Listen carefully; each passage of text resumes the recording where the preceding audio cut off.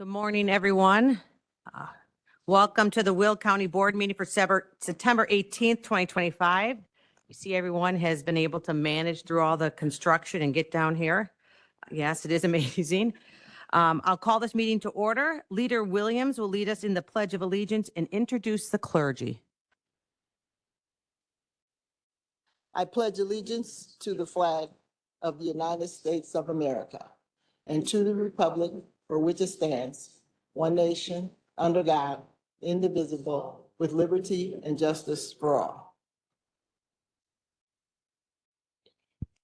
Karen Johnson has been a Will County resident for 37 years, the last 33 years in Lockport. She dedicated her life to service in 1991. Shortly thereafter, in a journaling exercise, she asked, "Is world peace possible?" In response, she received the image of a communication map of sorts.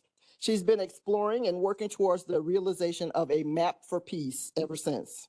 She has served in various volunteer, advocate, and leadership roles with the Peace Alliance since 2005 and is a founding and current member of the Peace Alliance National Department of Peacebuilding Committee, formed in 2011. She became an ordained minister in 2014, just in time to officiate a friend's wedding at the Four Seasons in Chicago. Between 1995 and 2017, she earned her BA, her MA, the Toastmasters International Distinguished Toastmaster designation, a paralegal certificate, and a Peace Builder certificate. She also led free writing, meditation, and other workshops at various conferences and bookstores, served 8 years as a Will County court-appointed special advocate for children, served 4 years on the board of residential treatment facility for teen boys in Inglewood, and for 5 years was a foster parent for 3 teens, 1 or 2 at a time. All this while working in downtown Chicago as a paralegal. I now welcome Karen Johnson.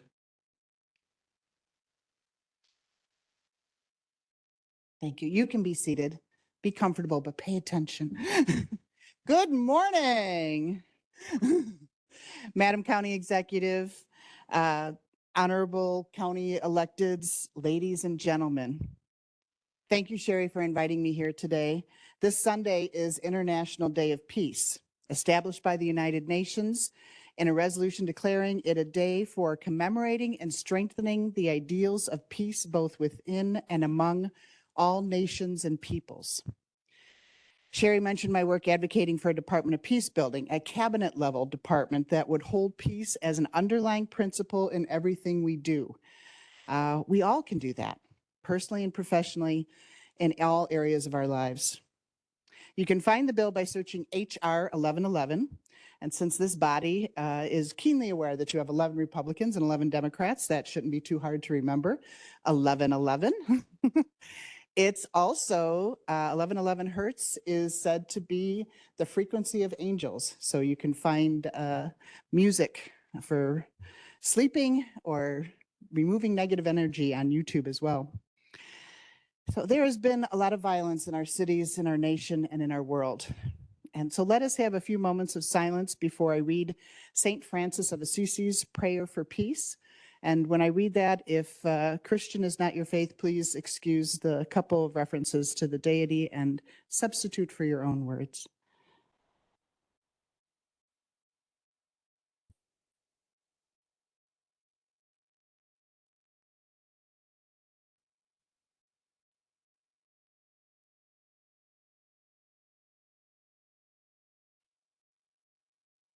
Lord, make me an instrument of your peace. Where there is hatred, let me sow love. Where there is injury, pardon. Where there is doubt, faith. Where there is despair, hope. Where there is darkness, light. Where there is sadness, joy. O divine Master, grant that I might not so much seek to be consoled as to console, to be understood as to understand, to be loved as to love. For it is in giving that we receive, it is in pardoning that we are pardoned, and it is in dying that we are born to eternal life. I believe I speak for many when I say I do not want a war between the parties. I want peace for us all. It is a path that requires courage, yet we can support each other in finding that courage. May we all strengthen the ideals of peace within ourselves and among all people. Thank you. Madam Clerk, will you please call the roll? Richmond. Williams. Dean Schlattman. O'Gala. Pretzel. All right. Butler. Welcome back. Newquist. Balich. Oxley. Brooks. Winfrey. Bullock. Logan. Freeman. Revis. Mitchell. Ortiz. Berkowitz. Hickey. Costa. Trainier. Van Dyne.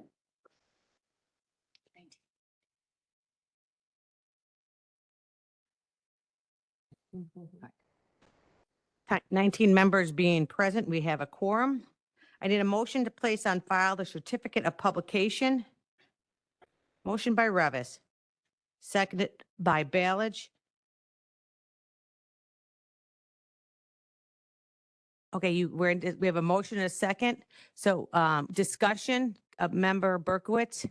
Yes, at the last meeting, I requested to have your county presentation attached. I was told that it would be in the minutes Yeah. for public to review, and I don't see it attached. I don't find it here.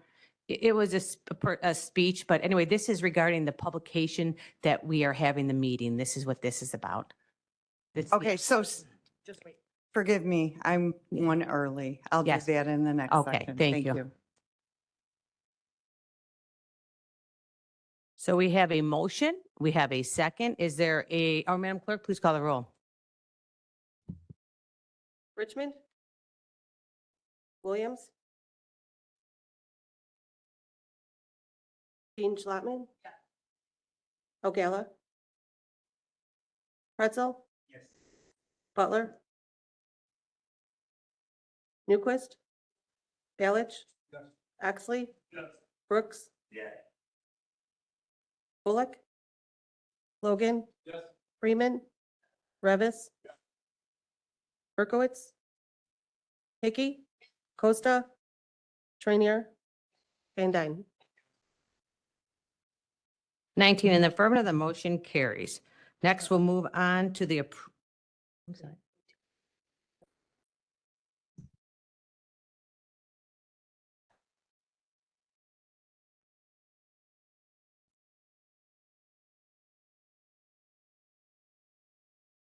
Seventeen in the affirmative, the motion carries. I now need a motion to approve the minutes from August 1st, 2025. Is there a motion? Motion by Trinier, second by Revis, member Berkowitz. That. This needs to be amended to include the presentation from last month, your presentation. And I was told it would be, so I'd like to make another motion that your presentation be attached to the minutes so that the public can review that when they look at our minutes from that meeting. It was a presentation, there was a Right. slide. I'm from- just trying to find out the exact thing. So we have noted to the clerk that they would like that, they are attached. The clerk says are. that they are attached. How do we find them then? Because I'm pulling up the minutes. I don't see. All right. So we're gonna, the clerk is saying that they are attached. Is there so you can vote no still if you want, but I don't know if there's an amendment that we're doing with this. So Where are they attached? I don't- They're not there.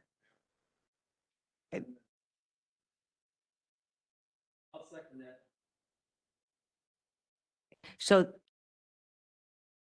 There you- isn't even a reference to the,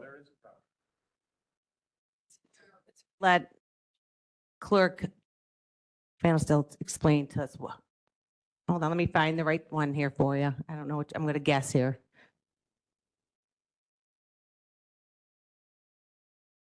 There you go. Thanks. I uploaded them into the new one meeting program. It showed that that it was loaded, but they're also, I printed a paper copy with the minutes that get scanned that will be on the county clerk's website. the speech will be included in that. It always is.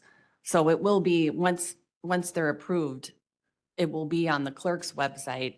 As far as what you can see in one meeting, I uploaded it, but if it's not showing up, then maybe there's a glitch. So so when the public wants to listen to the county executive's presentation, how do they find that? Well, right, YouTube, they can listen to it, listen to the audio on YouTube, on the county board's website. On the county clerk's website, we have all of the minutes there, and the county executive speech is included in that.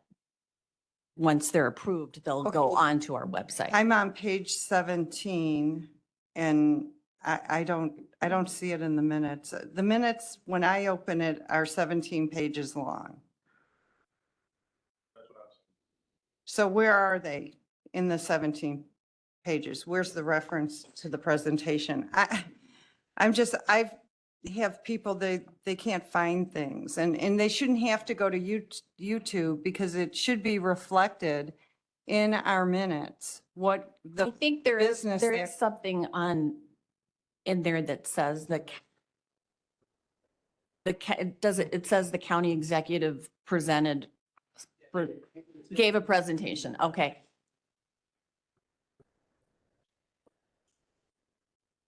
That must be the program then, because I did upload it. If it's not showing up, then it will show up on the county clerk's website. Hold on, we're not, Right.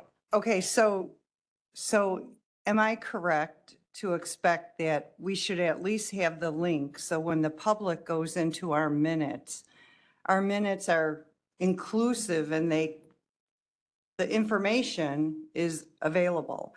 It should be available to the public. For us to expect the public to go search YouTube for the county executive presentation or to go on a website and search for that, I don't think that's reasonable.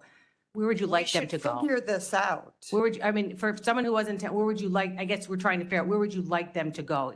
In the minutes. Well, they are in the minutes on the county. I guess I'm not, like, so if you don't attend this meeting and you Yeah. want to go back and look at things, there's a couple places you can go to. One, you can watch the video and you say, or you can go to the county clerks who is responsible for all the past history. And what we're hearing the clerk's office say is it was uploaded. For some reason, there may be a glitch that it did not get onto your packet minute. I can't answer that. I'm not familiar with the software, but from that you would go to the clerk's office or you would go, what you have in on your computer here, the public doesn't have access to either. So we have to figure out if there was a problem getting them on the clerk's website.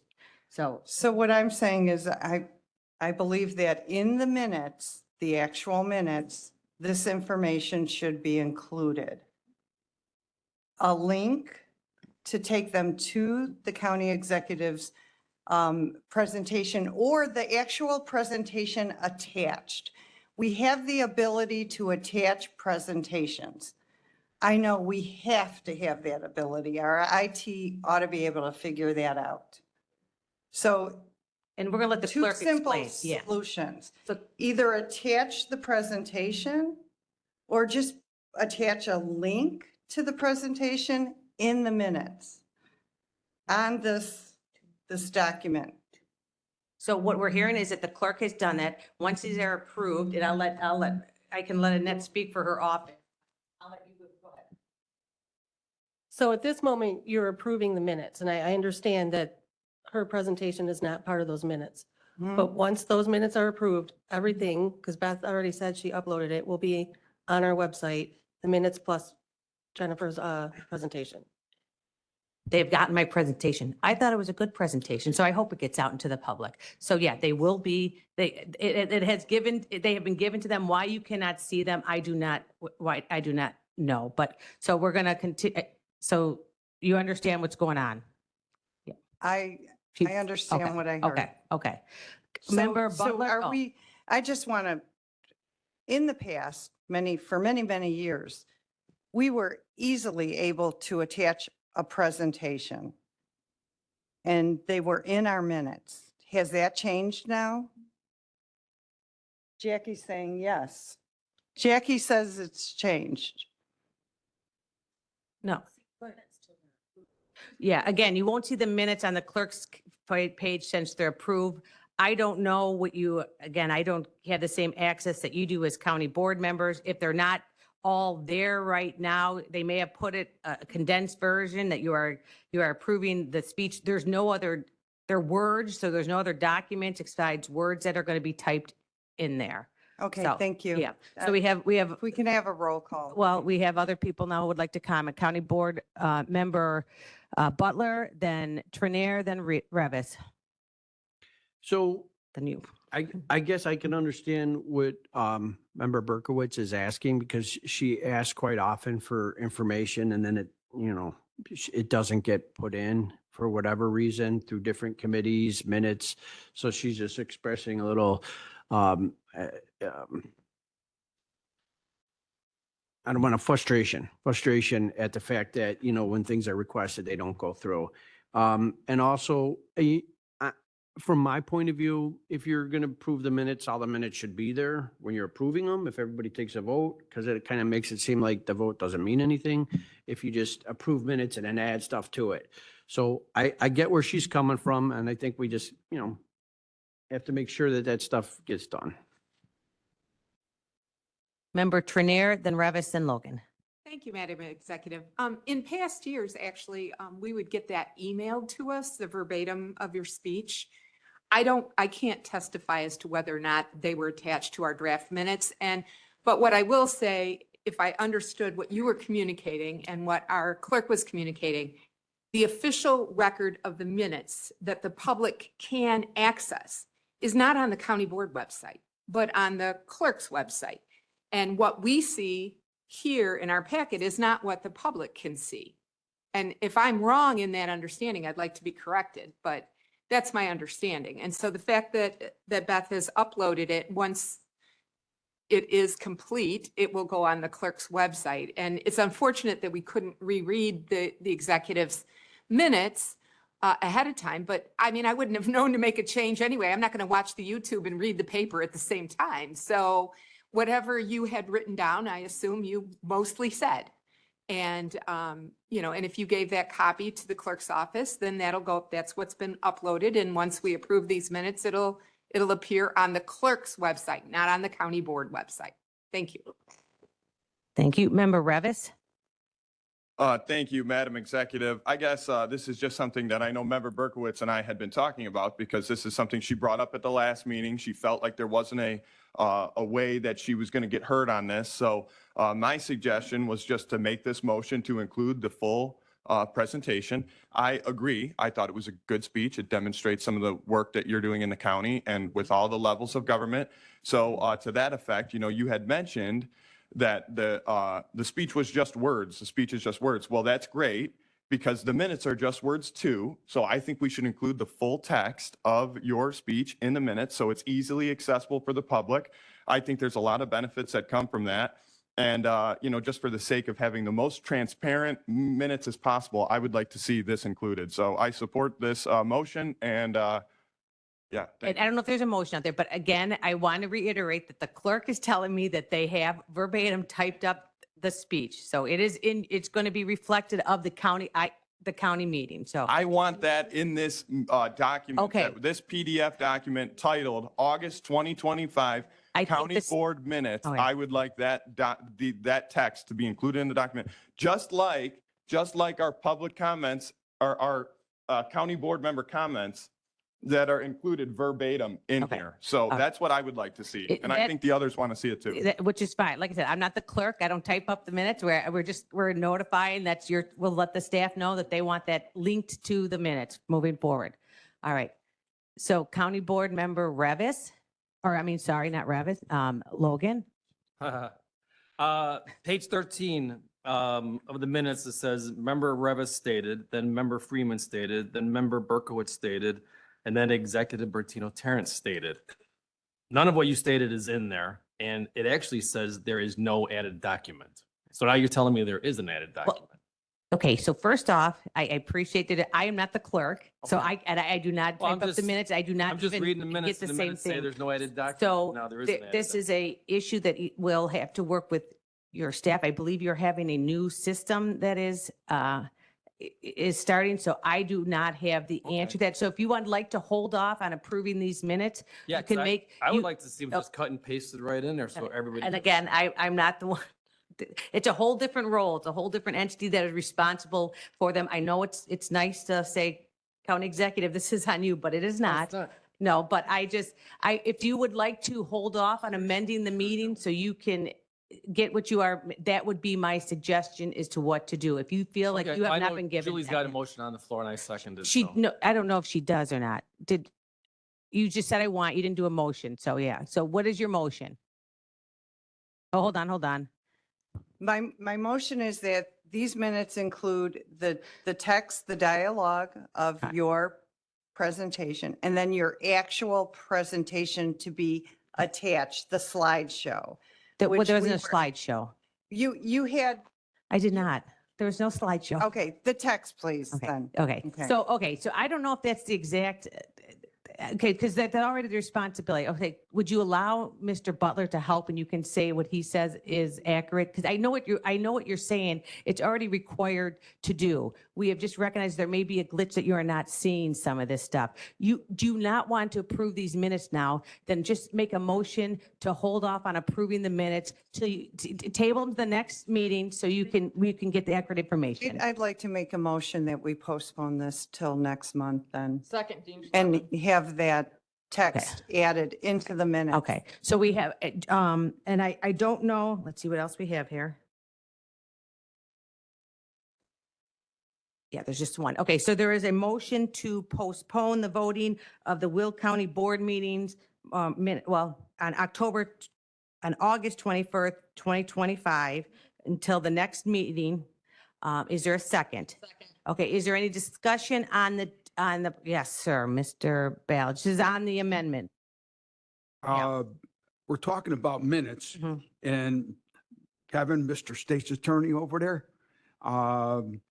isn't it a state law that minutes have to be in summary? That they don't have to be in verbatim? Because when my attorneys told me when I was a township supervisor that when they do the minutes, if they screw up and they put like may or must or can or able to or whatever, you make a wrong word and then you go to court and guess what? You lose because somebody made a error. So we were advised by our attorneys not to do verbatim minutes. We're supposed to be in summary. And is that correct? Correct. The Open Meetings Act for your public meeting minutes only requires that they be in summary. Summary is a wide word, so obviously you have some policy-making decisions on how deep you want to go into that, but that is correct. You don't want, there is a risk of doing verbatim minutes for that reason, but that's the floor. The floor is that they be in summary. Member Revis, would you like to add something regarding the amendment here? Yeah, just to conclude, I don't think we need to postpone this. All I think we need to do is on our PDF document is copy and paste the full text from the county executive's very eloquent speech about the status of the county. That's all I'm asking for. I think it's an easy ask. If we can't do it by the time we vote on it today, I will support to postpone it. But when it comes back to us next month, I would like the full text included in the minute document that is titled August 2025 County Board Minutes. So when a resident pulls up that document and believes that they're looking at the minutes, they see the full content of what we discussed at this meeting. Thank you. Thank you, member. No, okay, so. No, actually, we have one speaker. All right. You can't, I'd like to call the question. you can't, you spoke, so What? when you speak, you can't call the question. Right, yeah. I said that I wasn't going to speak. Count, Speaker Van Dyne. Thank you, Madam Executive. In my opinion, I think we're talking way too much about this. If members want the want your speech, then we can make sure that we can give that to them. Why don't we just postpone the minutes? It's not a big deal. We wait another month. We'll make sure the attachment is there. And let's move on. Thank you Okay. very much. All right, so we have a motion to postpone the minutes. There's a second. I'm sorry. Okay, we're just going to move on. All righty. Madam Clerk, please call the roll. This is to postpone approving the minutes. Richmond. Williams. Dean Schlotman. O'Gala. Pretzel. Butler. Yes. Newquist. Balich. Yes. Oxley. Yes. Brooks. Yeah. Bullock. Logan. Yes. Freeman. Revis. Yeah. Ortiz. Berkowitz. Hickey. Costa. Trainier. Van Dyne. Yes. 20 in the affirmative, the motion carries. To be continued. All right, Madam Clerk, please acknowledge the elected official and media present today. Today.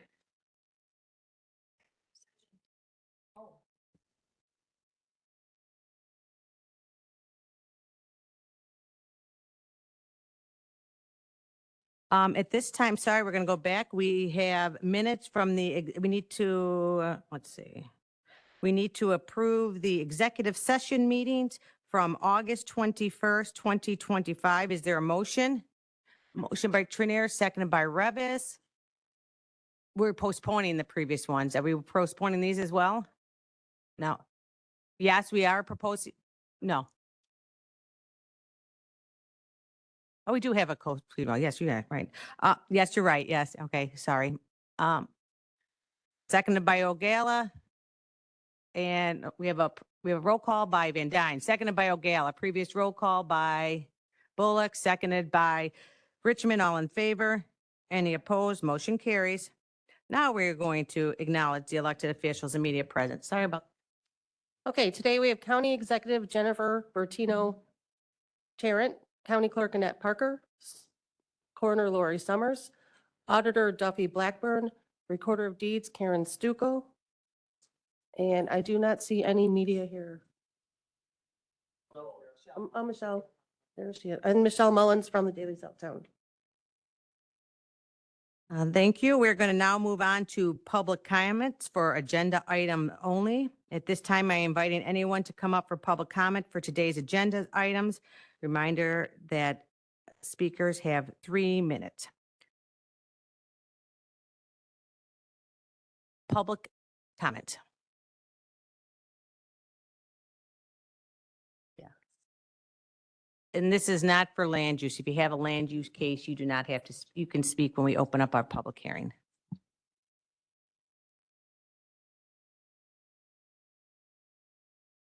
Come on forward and please state your name for the record. Good morning. My name is Heidi Pasella. Can you hear me okay? Yes. It's on? Okay. I'm a resident of Homer Glen, and today you'll be voting for something on your agenda that was put there by the Public Works and Transportation Committee. It barely squeezed by at the beginning of the month. It's clear that the board is somewhat conflicted about the 143rd Street expansion. It's item number 2. It's the condemnation of 30 properties along 143rd Street. Over the years, the residents of Homer Glen have vocalized their concerns against the road expansion. For example, Christine Osser of Chrisland Farms has spoken out for over a decade. So has Judith Shlopika, who's here in the audience. She's been a resident for over 50 years before it was a village, and other families such as the Hernandez family on 143rd, who've been in Homer for almost 60 years. These families and others have vocalized their concerns for safety and a lower speed limit on 143rd Street. Expanding a road does not necessarily equate safety. As the saying goes, if you build it, they will come.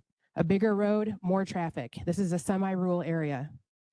If the 143rd Street project is started, it will make an immense amount of traffic, and Homer Glen will just be a pass-through. I can't read my own handwriting. If you pass today's resolution to condemn the properties, you're setting a trajectory within the village of Homer Glen that money matters over people. The village is barely 24 years old. I have kids older than the village. It is just a baby. The village is a baby and it needs to be nurtured and taken care of. Also, the resolution doesn't have specific language in it regarding the further progression of the expansion plan. And to get back to the idea of the village being a baby, an expansion would hamper the development and of why the village was even started to begin with. So I respectfully ask that this item is put on hold so further discussion can be considered. Thank you.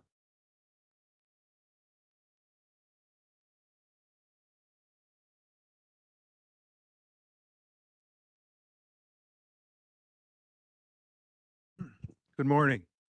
Joe Baber, Village Manager, Homer Glen. In referencing item 252265 on the agenda today, the village and a large number of residents are against the current plans for the widening of 143rd. The resolution before you today addresses a portion of the 143rd Street widening plan, which we would like to see the plan revisit in its entirety before any movement forward regarding condemnation occurs on this 143rd Street project. Please consider this item to be put aside today. Thank you.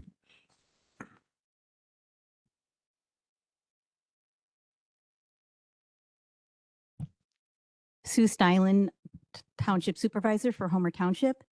This is again regarding item 25265. As elected officials, it's our responsibility to spend taxpayer funds wisely, whether they're municipal, township, county, state, or federal. All taxes are paid by us. And this is a project that is trying to go forward without a need demonstrated. The need for widening really hasn't been demonstrated. Both Homer Township and the Village of Homer Glen oppose it. On September 8th, at the Homer Township Board meeting, we passed a resolution opposing the project as well as the compromise that I think there's a change from your packet today. And I would like to, I know that you guys had a large packet, so I don't know if you read our resolution, but the proposed 5-lane expansion would alter and degrade the rural character of Homer Township.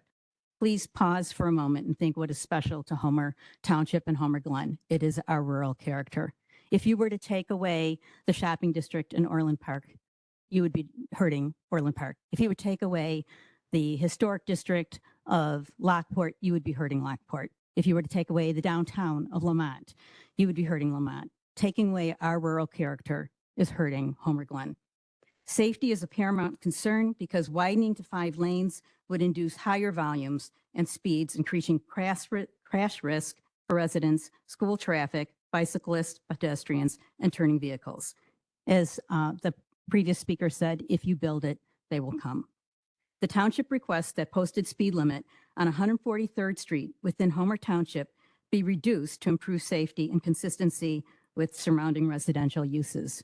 This is the #1 thing you can do to improve safety on that road. Widening isn't going to improve the safety. Lowering the speed limit will. The project would divert traffic critical to the economic development of 159th Street to 143rd Street, thereby undermining planned investment and growth along 159th Street. The proposed compromise to maintain 5 lanes from Bell Road to Parker Road and then narrow to 2 lanes between Parker Road and Lamont Road would create a bottleneck and additional safety hazards. And residents have consistently opposed developing 143rd Street as a commercial corridor between Golden Oak and Lamont Road. And the project would negatively, again, impact the environment, including removal of trees, increased stormwater runoff, excessive noise and air pollution, and loss of the area's rural character. And again, we just ask that you pause and reconsider this before spending any money condemning property and taking away property from residents and expanding this road. Thank you.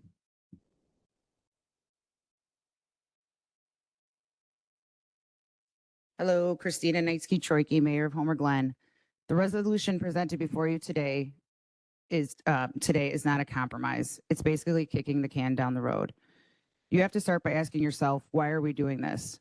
It can't be for those who may or may not travel through Homer Glen 25 years from now. I get planning for the future is important, but we did that 20 years ago. Projections were made that unfortunately did not come true. Your predecessors time and time again voted to expand this road. I don't blame them for doing so based on the information they were given. What I am disappointed is they were not giving updated information that the projections weren't coming true time and time again. Instead, they were given different reasons on why this road was necessary. Twice now, the majority of this board voted to stop this project. Regardless if one was vetoed and one vote didn't count, you as a collective group voted to stop this. It's time that a real compromise is made. There are 22 of you. There has to be a leader in this group to pull all of you together and come up with a better plan with facts, not projections. Time and time again, I sit in the back of that room shaking my head, listening to what you are being told. I can't help but pray that one of you have the courage enough and respect enough for the residents you were elected to serve now and not 25 years from now. A few weeks ago, I went to the Will County Government League meeting, and not only was I insulted by one of your staff members, I was told this was a political move. I truly hope this is not a Democrat versus Republican motive here, and that you can all come together with a better plan that works for all. I leave you with a question. The question is, we know where the 7 million come from. Where does the remaining 70 million come from? Thank you.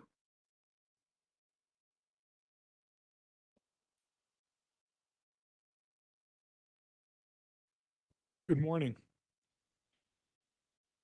My name is Bernie Zarinsky, and I represent the Dawnwood Subdivision Homeowners Association on the corner of 135th and, 143rd and Parker Road. It was brought to my attention at the last meeting that several years ago, our organization said yes to the notion of putting in walls. And this was the actual document that we had sent back to you, and it says, help determine the need for a quiet neighborhood, a community assessment of potential noise walls. And so there was a bunch of yes and no questions about whether or not we would like to be quieter, and we said yes. Nowhere on this document does it say anything about taking down all our trees, which doesn't make a lot of sense because the trees are 20, 25 foot tall, and the wall would be 8, maybe 12 foot tall. And being that all of the homes along 143rd Street in particular are walkout homes. So when I'm sitting on my deck outside of my kitchen, I would get the full noise from all the trucks that would go down a 5-lane highway. Right now, the trees are far above the rooftops of our homes. So initially, that didn't make a lot of sense. So subsequently, I sent you, actually, Rain, our president, sent you a note saying that we absolutely do not, as an organization, want this to happen. So I brought with me 61 letters from our residents. We represent 64 of the 72 homes directly affected by this modified expansion. Every single one of these folks is against it. Oddly enough, I only had one person said, I don't care.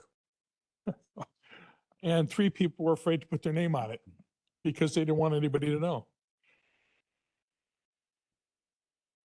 I sit right there in the corner. I can tell you 5 lanes is not necessary. Now, Jeff told me that they were concerned about turning onto Parker Road. That was the main reason for the compromise. If you just put in 3 lanes with a center lane instead of 5 lanes, you would accommodate westbound traffic to be able to turn onto Parker Road. Now, during the day, I will walk my dog across Parker Road, and there's little or no traffic that inhibits me from walking her across. So it's really not that big a deal right now. What is a big deal is it would move the street right up next to our gate. Now, our gate has a kiosk. You press in the number that allows you to go into the subdivision. So if you don't have the right one, or your fob doesn't work to open or close the gate, or if we have several people in line, you are now going to have all those folks who we can accommodate 3 to 5 cars off the road. They're now all going to be right up against the center line, so that eastbound traffic is going to have to deal with it. And there's a hill right there. We're concerned about people not seeing, especially because that's the area where we pick up the kids for school morning, noon, and afternoon. Very simply, Yep. the trees mean a lot to us, but our safety and practicality means even more. And you would find support from us for a 3-lane expansion. Thanks very much. Yep.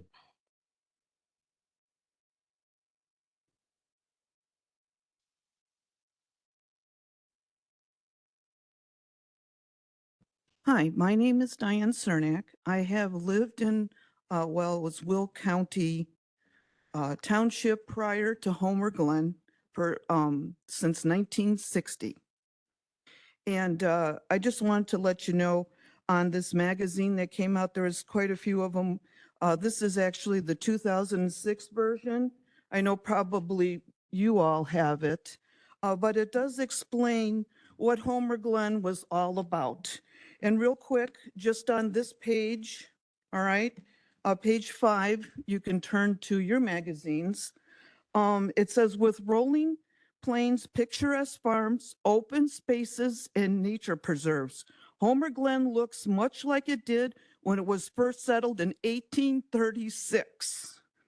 It says its enduring character has been protected thanks to the efforts of involved citizens who have fought for the right of the for the tide of development to gain their incorporation.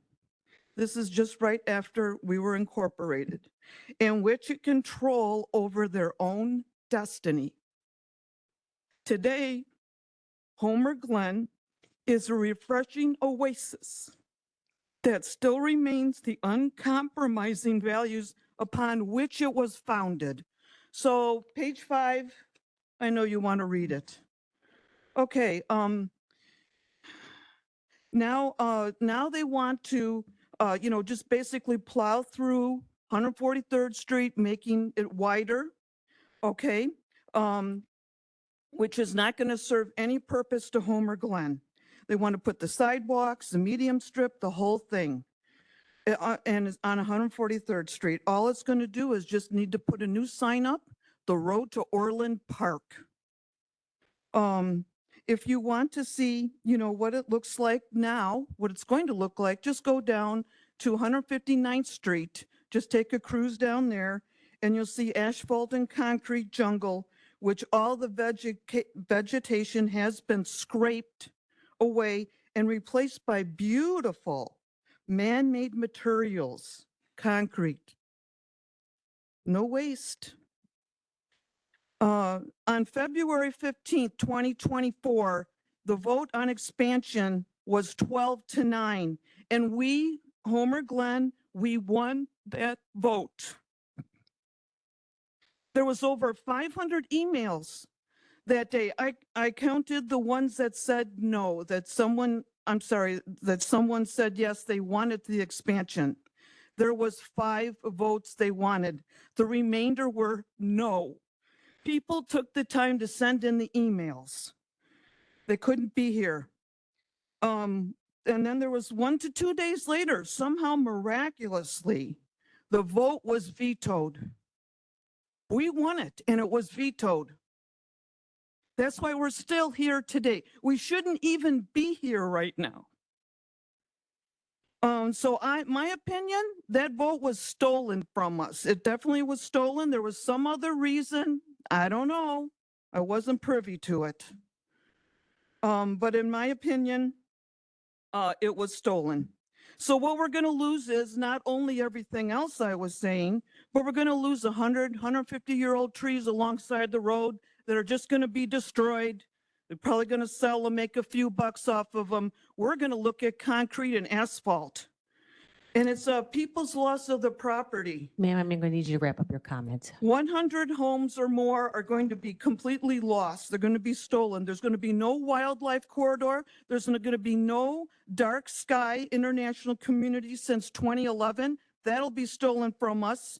And also what will be stolen is we're named a Tree City USA by the Arbor Day Foundation since 2005. I don't know. It looks like the vultures are circling. Thank you. Thank you. All right, any other for public comment? Okay, we're going to move on to old business. All resolutions and ordinances from the August 21st, 2025 board meeting have been signed and returned. We're going to move on to land use committee. I'm going to let. Yes, sir. Yes. Yeah, I just wanted to point out that this morning I asked county executive to explain why, to me, why the 143rd Street. This is, we're going to do that. You can do that during I was just discussion. gonna Yeah. ask you Yeah. to make a statement of why it's still in the 2050 plan, Yeah. like what you told me, because it made sense. Okay, and we will do that. Can we, let's wait till we get to that issue and we will ask your question again for that. Okay. Okay. Yeah, when we get to that vote. Yep. All right. Oh, just in time. All right. So, and now we're going to move on to Land Use and Development Committee. Chair Pretzel. Thank you, Madam Executive. I'd like to make a motion to open public hearing for all land use cases. Motion by Pretzel, seconded by Ogala. Madam Clerk, please call the roll. Richmond, Williams, Dean Schlottman, Ogala, Pretzel, Yes. Butler, Newquist, Balich, Yes. Oxley, Yes. Brooks, Yeah. Bullock, Logan, Yes. Freeman, Revis, Yes. Ortiz, Berkowitz, Hickey. Okay, Costa, Trainier, Van Dyne.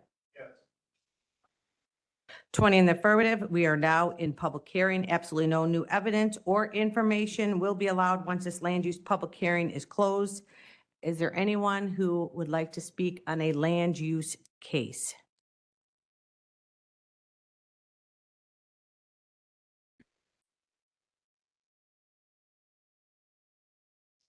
Good morning. Nate Washburn with KGG LLC. I'm the attorney for the applicant on the first zoning case on the agenda, ZC 25063, the second story foundation. I'm here to answer any questions that anybody on the board might have, but the main reason I'm up here, as usually I don't want to take up your time needlessly, was to inform you that Mr. O'Connor, the head of the Second Story Foundation, wanted me to pass along that he is unfortunately not able to attend this meeting today because he is currently in Washington, D.C. meeting with the Department of Health and Human Services to secure additional funding for capital improvements to make this project go if this board were to approve this project today. And he would ask for your consideration and a vote of approval today. But thank you again for your time, and if there are any questions, I'm certainly happy to answer them. Thank you. Thank you. So I would just like to ask, the reason that Mr. O'Connor is in DC, can you explain why he's there to receive additional funding and what that means to Second Story? So Second Story Foundation, this is actually his second meeting with HHS out in DC in the last 30 days. He was out there several weeks ago as well. So the Second Story Foundation is a combination of public and private funding. There was private funding to help get the project to the stage it's in, but as this is a not-for-profit and it is a, helping those affected by drug and alcohol in the recovery process for drug and alcohol abuse, that's a major need. I believe that the county opioid fund may have also awarded some grant funding to help support this project. And he purchased a horse farm. The horse farm was being used as a horse farm up until this acquisition. And the goal is to convert this, build additional structures, improve the structures that are there to make this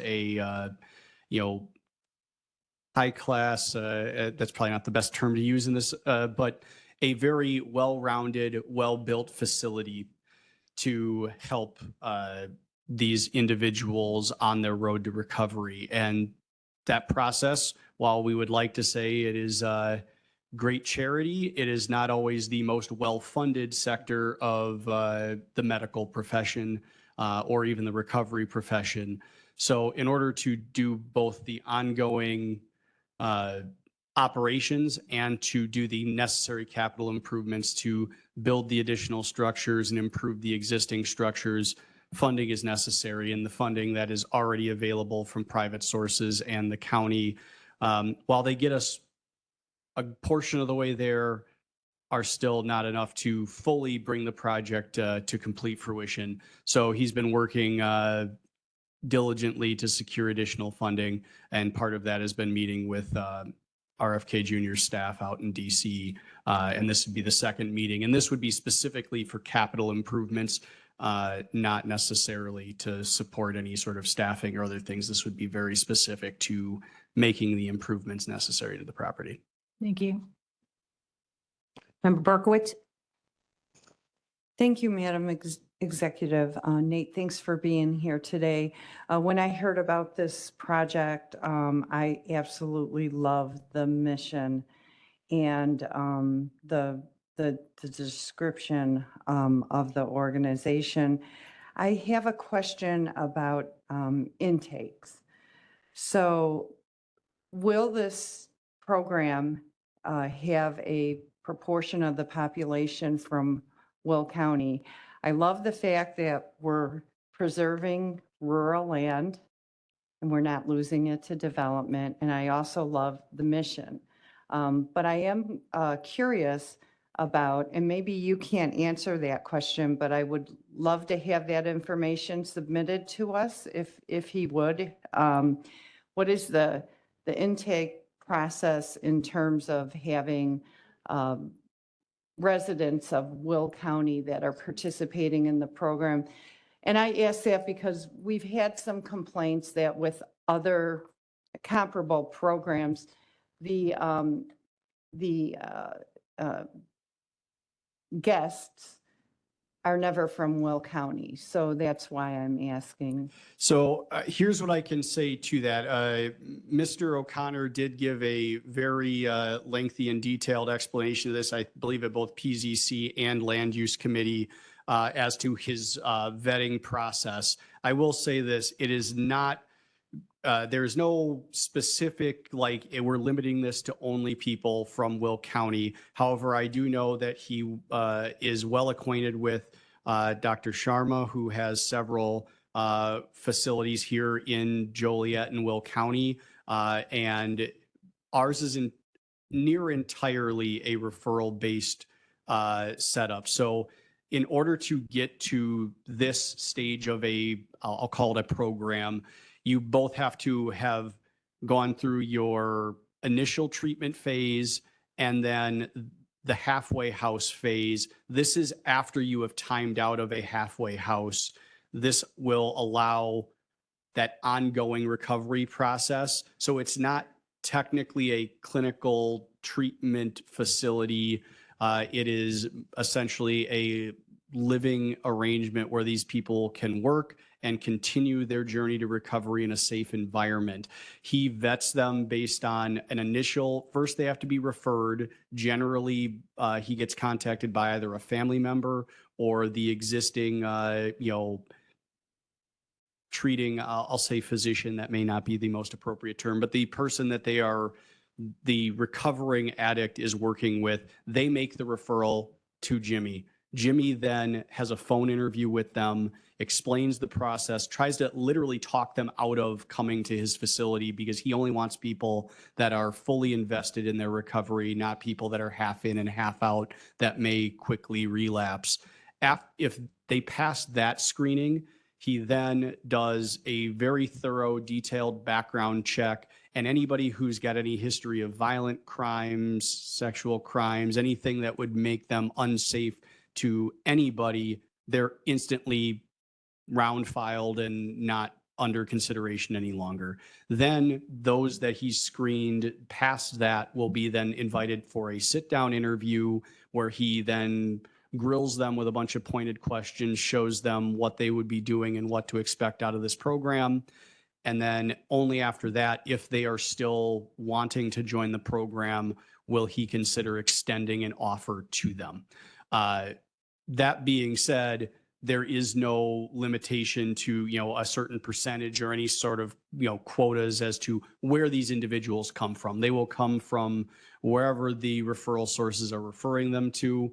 But based on the people that, have been associated with the project as long as I've been involved, he has strong connections to both the Will County Health Department and other, I'll say, treating practitioners in Will County. So I would anticipate, though I cannot guarantee, that a portion or possibly even a sizable portion might be originating here from Will County. That being said, they will be from whatever places they happen to, be coming from if they're in need of the treatment. Thank you. I appreciate that information. Member Freeman, then Butler. Thank you, Madam Executive. So the request today is for a special use permit for suitable or compatible use to a rural retreat. Can you explain what that's going to be looking like? Yes, so this use, because it is not a halfway house, it is not a full treatment facility, does not have any clear zoning category. There is nothing that is on point that we could say this is what it is. And, even if, as was discussed at Land Use Committee, if the approach was it should be treated as a halfway house, which again, we do not, it is not a halfway house. It does not fit into those qualifications. But if that were the, say, most appropriate zoning category, that would require a rezoning to residential at a minimum to allow that to exist. This is a large horse farm. It is in a rural community. And as I've experienced many, many times with this board, there is a desire to try to preserve ag uses as best as possible. And these people will be actually working the horse farm. They'll be shoveling manure, they'll be working the property, they'll be cleaning horses, they'll be boarding horses. This is going to be a functioning, operating horse farm. It just happens to incorporate these individuals living there for an extended period of time to further their recovery efforts. So in discussions with staff and in our best assessment, the best way to package this was it's already zoned A1 ag on a large property. It is similar and compatible to a rural retreat. A rural retreat is somewhere where you go to get away from life for a while, to recollect yourself, to gather your thoughts, to refresh, rejuvenate, and come out the other side, more motivated and in a better place to tackle life. This is similar and compatible to that, while obviously not that. It is taking these individuals who have completed the first couple phases of a treatment plan, who need more time to readjust to getting back out there into regular society, to perhaps learn job skills that will allow them to transition back into being a good, employed, upstanding citizen. And that's why we felt that this maintains and preserves the rural character, the ag use, the horse farm itself, but it also allows this business to operate within the confines of the Will County zoning ordinance. And that's what we've maintained through PZC and the Land Use Committee. And while I understand there is some concern or trepidation among some members about, is this really the most appropriate? The idea behind similar and compatible is that there isn't a clear-cut most appropriate. We are trying to fit the square peg into the round hole, and we felt that this is the most beneficial to both the county, this project, and the surrounding community. So there won't be any rodeos, no horse races? No, absolutely not. No loud music, no parties after hours? This is going to be this will be a and working horse reside. farm. There will be, I do not want to mislead anybody. It will be open to the public in the sense that similar to the program he ran before this up in Palos, where there was actually a preschool or a kindergarten program on the grounds that these individuals were the janitorial staff and the kitchen staff for. There will be I shouldn't say meetings. There will be meals. There will be opportunities for the general public to come and see the horses, to come and tour the grounds, to interact. But this isn't horse rodeos. This isn't, there's not going to be bands playing and big parties going off. There may be events where there might be some music, if they're having people out from the general public to, interact with the horses. But these would be daytime events, not evening events. And, all part of the general mission here, which is promote the recovery of these individuals and allow the horse farm to continue to operate as a horse farm. I have liked his concept since he first approached us in public health and safety. And I love the thinking outside the box. So thank you. No problem. Member Butler? So could you explain to me again, a temporary residence, what that means? So what will happen here, and I want to be very clear, there's no specific set time frame for these people. The general time frame is 6 to 18 months that the average individual will be on site. I believe my client said the absolute longest anybody he has ever had when he was in his previous role running this type of program in a different location, I think he said was about 20 months. And that was because he literally had to teach this person to read. They came in illiterate, they had to hire tutors, but typically the time they spend at a facility like this is between 6 and 18 months, and it's allowed them to, progress through the recovery process, get any new job skills and move forward. Thank you. I don't want to take up a whole lot of time. So you've talked about a lot of what the horse farm is not going to do. Like, what actual service? Is there one specific service? Are people going to be able to go on horse rides and go through trails, or there's no service at all? So what the previous owner, who I also had represented, was operating a boarding facility for horses that were being raced. There was a property manager. I believe that property manager is still employed by Mr. O'Connor. And there was a horse trainer that was there that was working with these horses that I also believe Mr. O'Connor still currently has employed with him. The horse facility is still boarding horses from other local farms to this day. As far as what the community will get, it's going to be subject to, how things go, but there's no set schedule of events or anything. There are no trails currently on the property. I don't know if he plans to install any, but there is a track ring that, I presume people will be able to. Is this a non-for-profit? It is or- a not-for-profit. So there's not going to be any tax benefit for the people of Crete with this service that they. For the time being, as the property is not exempt, it's still on the tax rolls, the purchase But the price. business itself. But the business itself, the only benefit, to the best of my knowledge, if from that standpoint, would be any sales, in terms of, as you may be acquainted with, a not-for-profit. If it's selling things outside of its not-for-profit mission, still has to pay tax on that. So if there were any activities we were doing that are considered for-profit, those would be taxed as any other business would. But if it's part of its not-for-profit activity. Just two more correct. questions. Okay, I take it the township has not approved of this. Have they set any conditions, or have you worked anything out with them? The township, we had met with the township, or I should say Jimmy himself had met with the township. The township, I believe, had submitted a letter in opposition. And I believe also there was a subdivision that also had expressed some trepidation over this. We have done everything we can to accommodate their concerns to the best of our abilities, but there are just some things that they just There's no don't. agreement at all. Yeah. Okay. And then my last question, could you explain what the B and B means in this? They were talking about a B and B. I presume, and I don't know exactly what you're looking at, but I do know that the concept of, Airbnb or a bed and breakfast type thing had been brought up. And that was my client illustrating that right now, as A1 Ag for agritourism, a rural retreat is permitted by right. A rural retreat, we could build houses out there. We could be renting them out every weekend every weekend of the year for profit to anybody. And that is permitted by right. So I believe Mr. O'Connor was making the point that we are not doing that, but that's what we are quote unquote similar and compatible to. Member Trinier and then Hickey.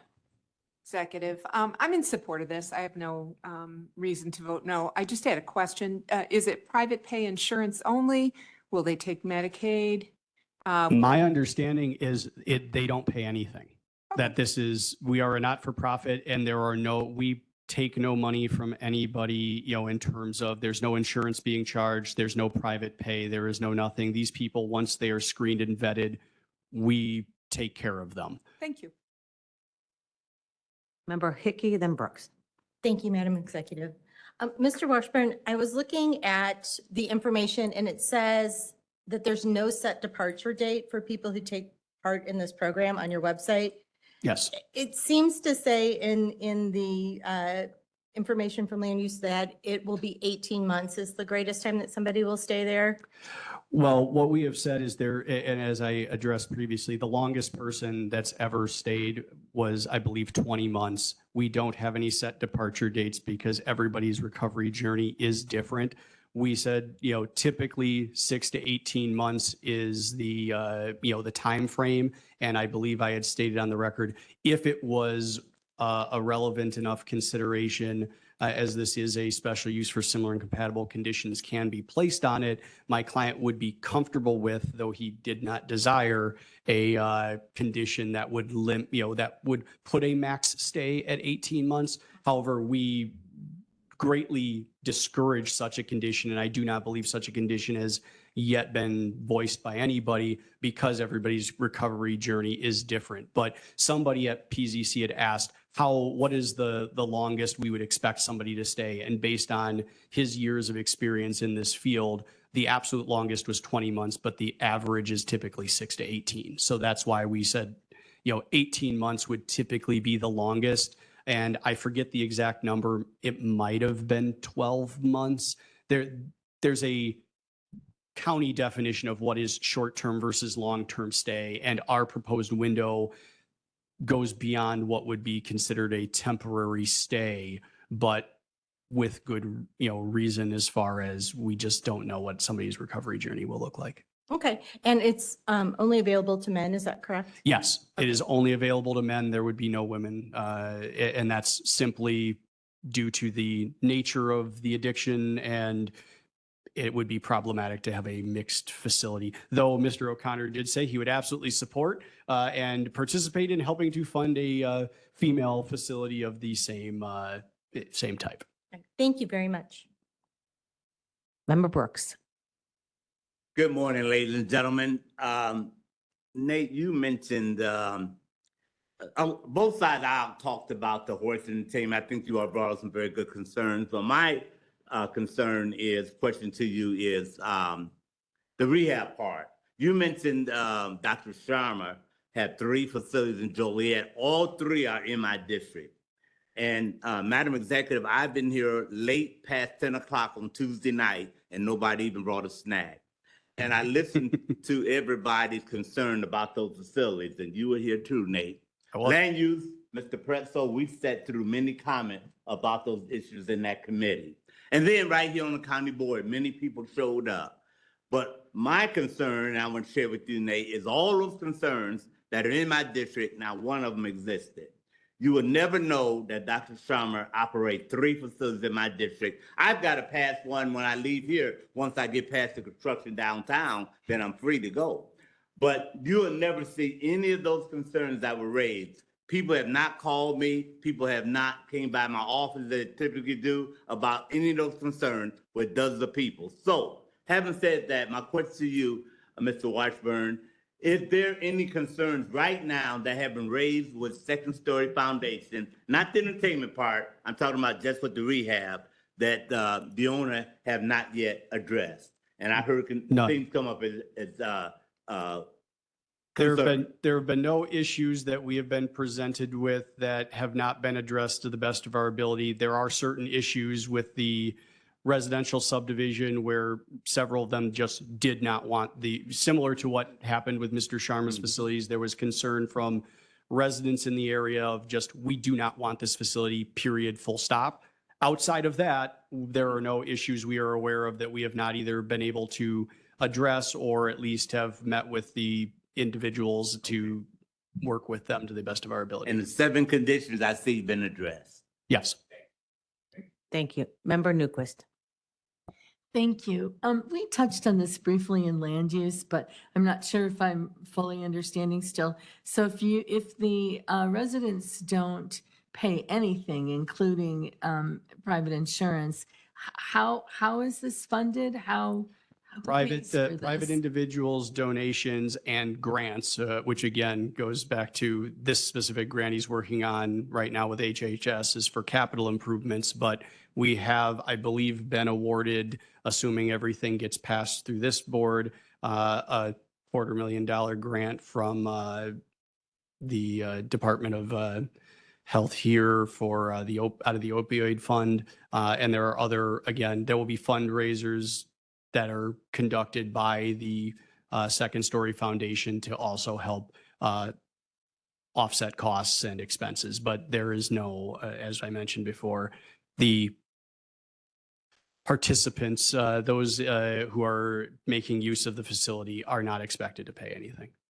Thank you. And then my last question is, and this is just me not knowing, the definition of a rural retreat, does that imply temporary stay or Yes. is that, okay, and how does the law define temporary or does it? The county code does define that, and I believe it might have been not to exceed a year, but I truly don't remember what that definition was. Margie mentioned it at, I believe, both PZC and land use. Okay. Okay. Thank you. All right, I think you're done, sir. All righty, thank you. Is there anyone else who has any comments for any land use case going once? Twice? Anyone? All right. Thank you, Madam Executive. I move to close public hearing.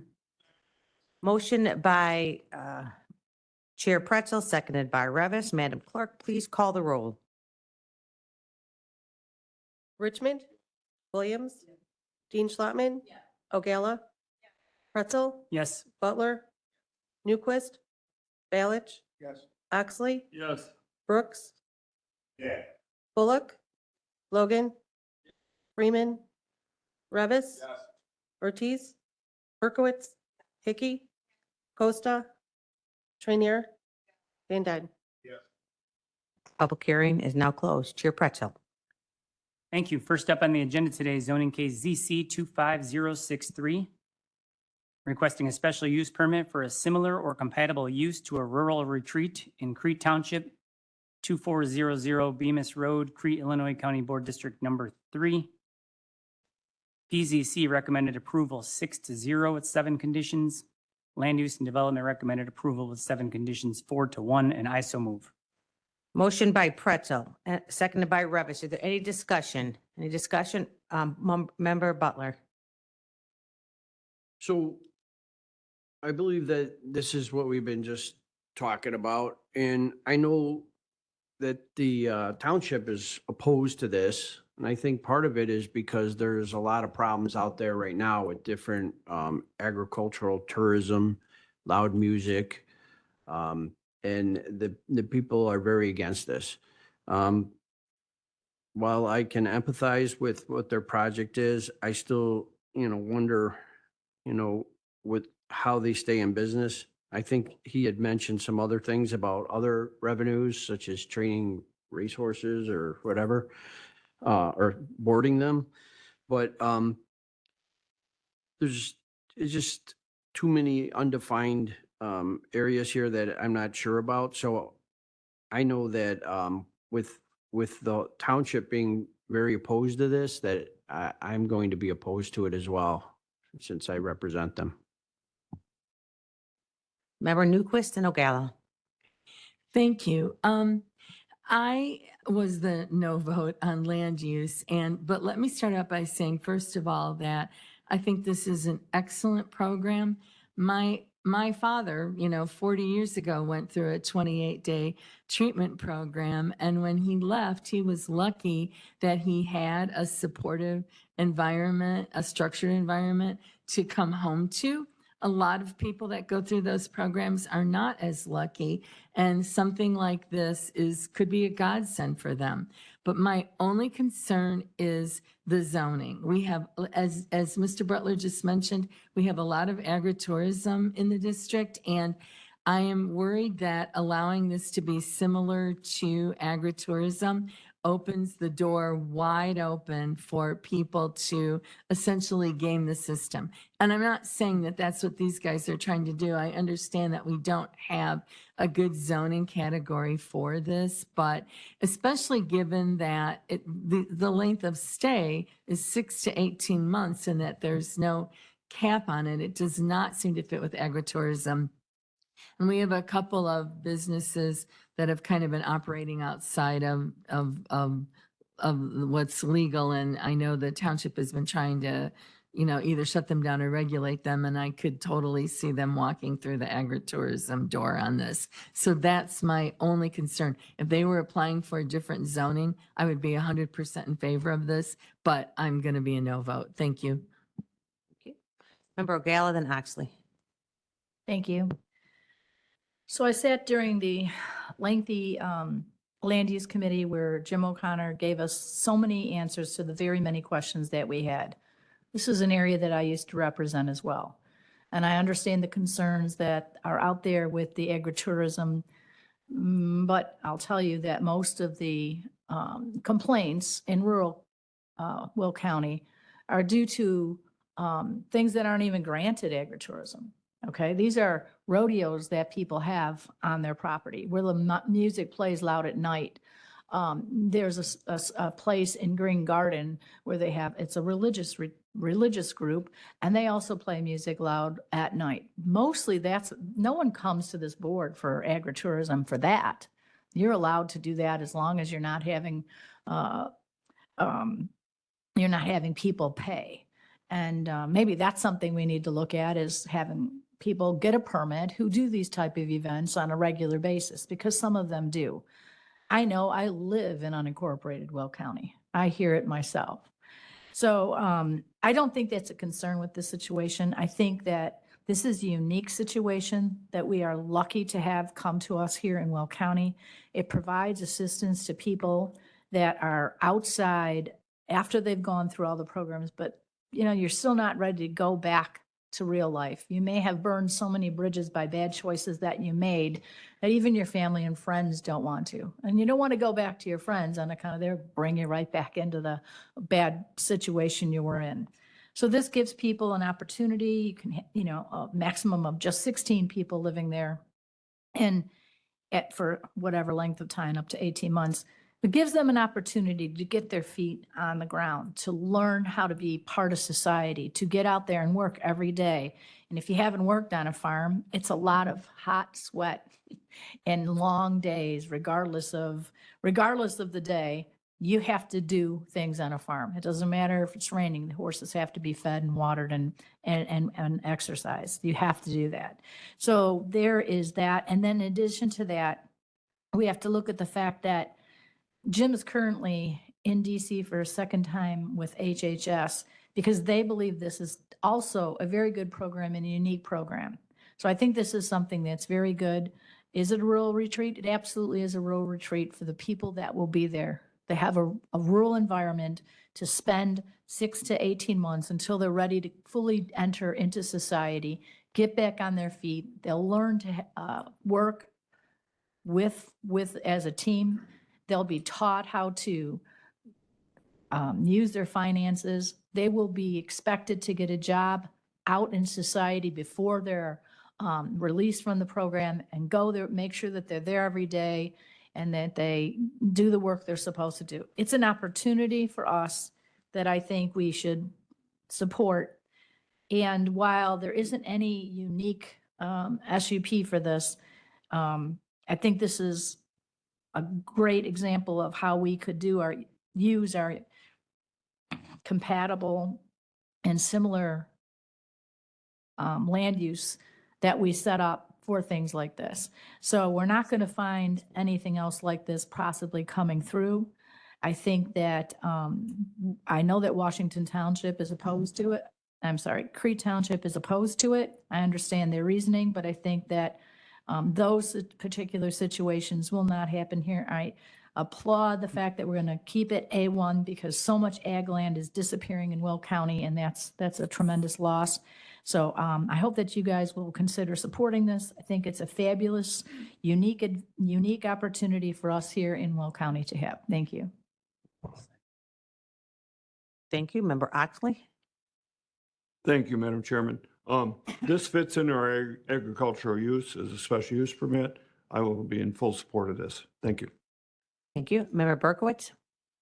Thank you, Madam Executive. I wanted to share with my fellow board members a few thoughts, and this is based on personal experience within my own family. Most of us have had issues in our family, family members that are struggling, whether it be with mental illness or drug addiction. We all experience that as family members, sometimes as parents. When this project first came forward, I was very, very moved. I realized that this was an opportunity in Will County to do several different things. Number one, protect some of the land, the agricultural land out there that is disappearing, and to preserve it and to also build on it. Take this land and continue to see it thrive and possibly even grow. The second thing is that the mission of this program, like you so eloquently said, Sherry, is literally, it's the opportunity to save lives and to turn lives around. And that's not only for the participant, it's also for their family members and all those that love or are a part of their life, because they're struggling as well. They're the silent members in the background that are worried. How do we help them? What do we do? What does the future lie? And that constant concern 24 hours a day for the well-being of this person that's struggling. This program, I've looked at the packet that we were given, and it's incredible. It's incredible. And we have the opportunity to help provide these resources, and I'm not sure how many other counties can say that. And knowing that we can make such a big difference, and many of you in this room did vote for the previous facility in Joliet. This is the same concept, a different format, because we've got a beautiful rural area, 68 acres, and also we've got a working program. This is a program that will allow these individuals to redefine themselves, possibly explore a love of nature or for equestrian careers that they didn't have before. And all of that encompasses the program where you're taking a person who needs to redefine their life and find a new path and to become healthy again, mentally and physically. This program does that. I hope that you will consider supporting it. And perhaps, I didn't like the way it was labeled rural retreat. I didn't think retreat probably gave people the wrong impression. Maybe it should be a rural program, because it's not necessarily a retreat. This is something that is changing lives.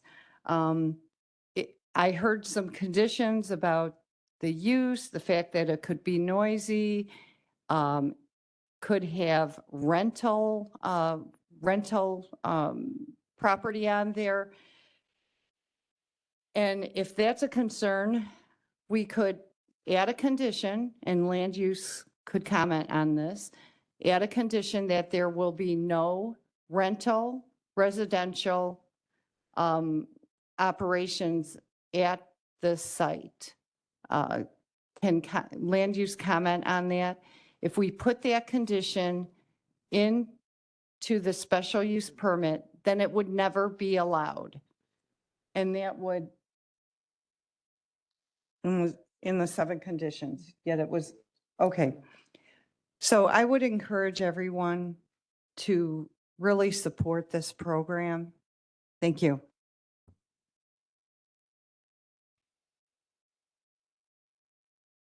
Sorry, I'm freezing here. Member O'Gala, sometimes you get a little shorter this time. I will take a little shorter. Thank you so much. So I just wanted to share the definition of retreat, because I truly believe this is a retreat.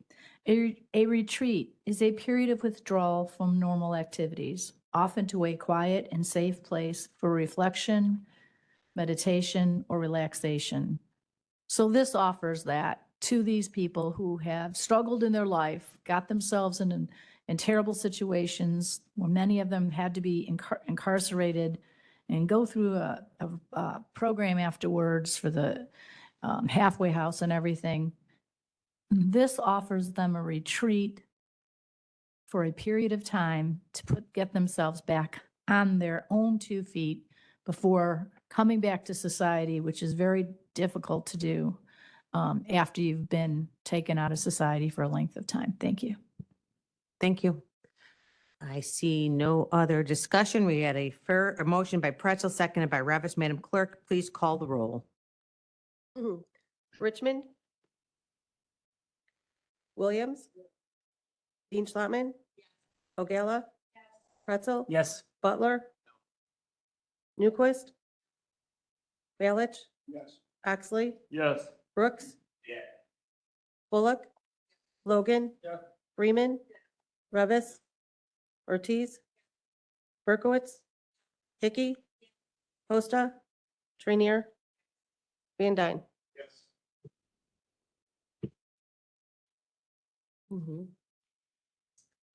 17 in the affirmative, the motion carries. Chair Pretzel. Thank you, Madam Executive. Next on the agenda, zoning case ZC 25065, requesting a map amendment from E1 to A1 in Will Township, 31414 South Egyptian Trail in Peatone, Illinois, County Board District Number 2. Both PZC and land use recommended approval 5-0, and I so move. Motion by Pretzel, second by O'Gala. Any discussion? Madam Clerk, please call the roll. Richmond. Williams. Dean Schlottman. O'Gala. Yes. Pretzel. Yes. Butler.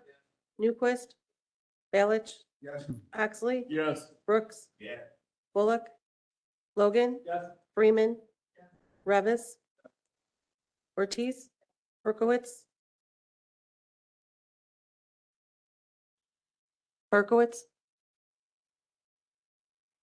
Hickey. Costa. Trainier. Van Dyne. Yes. 19 in the affirmative, the motion carries. Number 3 on the agenda, zoning case 25067, requesting a special use permit for light equipment sales and rentals in Wheatland Township, 10051 Bodie Street, Unit C, Plainfield, Illinois, County Board District Number 2. PZC recommended approval with a vote of 5-0 with 2 conditions. Land use also recommended approval 5-0 with 2 conditions, and I so move. Second. Motion by Pretzel, second by O'Gala. Any discussion? Member Berkowitz. Yes, I had a question for land use regarding the septic. Can land use join us up here? Me and Judy. Frankie. Judy and I. Oh. Yeah. While we're waiting, it was just pointed out, there's a Scribner's error or whatever. This is not County Board District Number 2 in Wheatland Township. 10. 10. Thank you.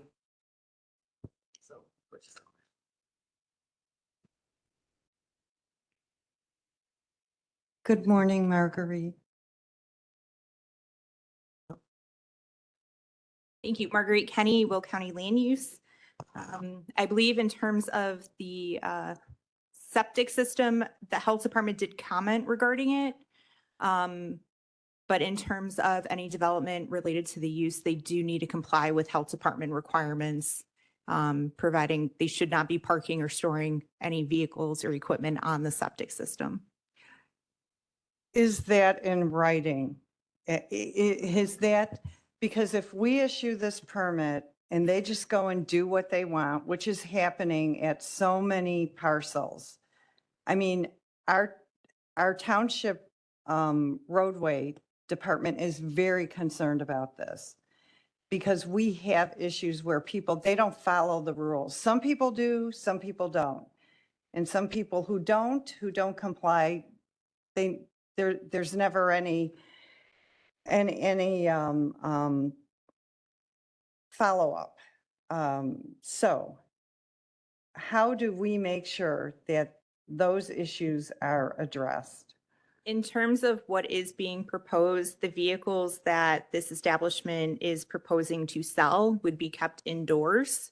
I believe they stated in the application they can have about 5 vehicles for show inside.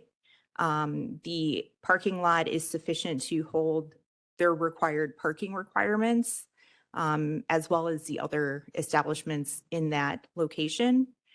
If there was any outdoor parking expansion, they would be required to get permits from the county. And that would show, basically, they would need the health department to approve the location of that expansion. If that would encroach into septic systems, they would have to work with the health department to get their approval. Is that a special use permit or just a permit? It would just be a permit through our office with health department sign off, as well as road authority and fire district if there's a building actual physical expansion. And then our township, if they observe something, then they can reach out to you and then you can, thank you. Correct. I appreciate that. Okay, seeing no other discussions, we have a motion, we have a second. Is there a previous roll call? Previous by ballot, seconded by Logan. Mr. Richmond, would you like to be a yes on that? Yes. All in favor? Aye. Any opposed? Motion carries. Okay, thank you. Now on to committee resolutions. We have 7 of them. First up, Resolution 25-243, SCXT 25-011, a final extension of special use permit for a commercial solar energy facility in Peatone Township, 8209 West Kennedy Road, Peatone, Illinois, County Board District Number 2. Land Use and Development voted 5-0 to approve, and I so move. Motion by Pretzel, seconded by Balich. Any discussion? Previous roll call? Previous. By Logan, seconded by Freeman. All in favor? Any opposed? Motion carries. Next, Resolution 25-244. This one's in Monee Township, also for a first extension for a special use permit. Vacant property on South Will Center Road, Monee, Illinois, County Board District Number 3. Land Use and Development voted with full support 5-0, and I so move. Motion by Pretzel, seconded by Trinier. Any discussion? Previous, actually. Previous roll call by Oxley, seconded by Logan. All in favor? Any opposed? Motion carries. Next, 25-245, another second extension, this time for special use permit for a solar farm, Peatone Township, vacant property on West Kennedy Road, Peatone, Illinois, County Board District Number 2. Land Use and Development was 5-0, and I so move. Motion by Pretzel, seconded by Freeman. Any discussion? Previous, actually. Previous roll call by Oxley, seconded by Hickey. All in favor? Any opposed? Motion, I'm sorry. Please, member Dean Schlottman is no. Okay. Next. Motion carries. Sorry. 25-246, special extension request 25014 for a first extension of a commercial solar energy facility with 3 conditions. Joliet Township, property at northwest corner of Cherry Hill Road and West Schweitzer Road, Joliet, Illinois, County Board District Number 6. Land use was 5-0, and I so move. Motion by Pretzel, second by Brooks. Any discussion? Previous roll call by Trinier, seconded by Costa. You're still okay. Okay, so we have, well, we'll just do it this. We'll go all in favor. We have 2 opposed, Mr. Butler and Member Dean Schlotman. Motion carries. Next, Resolution 25-247, first extension of special use permit for a commercial solar energy facility with 4 conditions. Joliet Township, vacant property on the southwest corner of Cherry Hill Road and US 52, Joliet, Illinois County Board District Number 6. Land use was 5-0, and I so move. Motion by Pretzel, seconded by Freeman. Any discussion? Do we have a previous, or would you like a roll call? Previous roll call so you're still both knows, okay. Previous roll call by Trinier, seconded by Butler, all in favor. I'm sorry, so all in favor of the previous roll call. We have 2 who are still opposed, correct? That works. And Member O'Gala as a no, yeah. Motion carries. We're going to take a roll call on the next one. Next up, 25-248, first extension of special use permit for construction, sales, and services with 4 conditions. This one's in Peatone Township, property at 11233 West Kennedy Road, Peatone, Illinois. Land use was 5-0, and I so move. Motion by Pretzel, seconded by Van Dyne. Any discussion? Madam Clerk, please call the roll.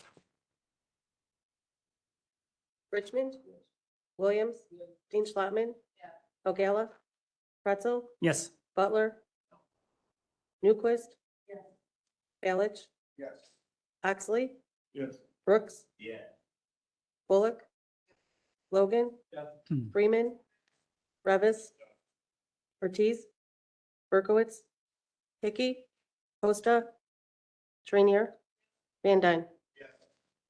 19 in the affirmative, the motion carries. Last but not least, Resolution 25-249, first extension of a special use permit for a commercial solar energy facility with 3 conditions.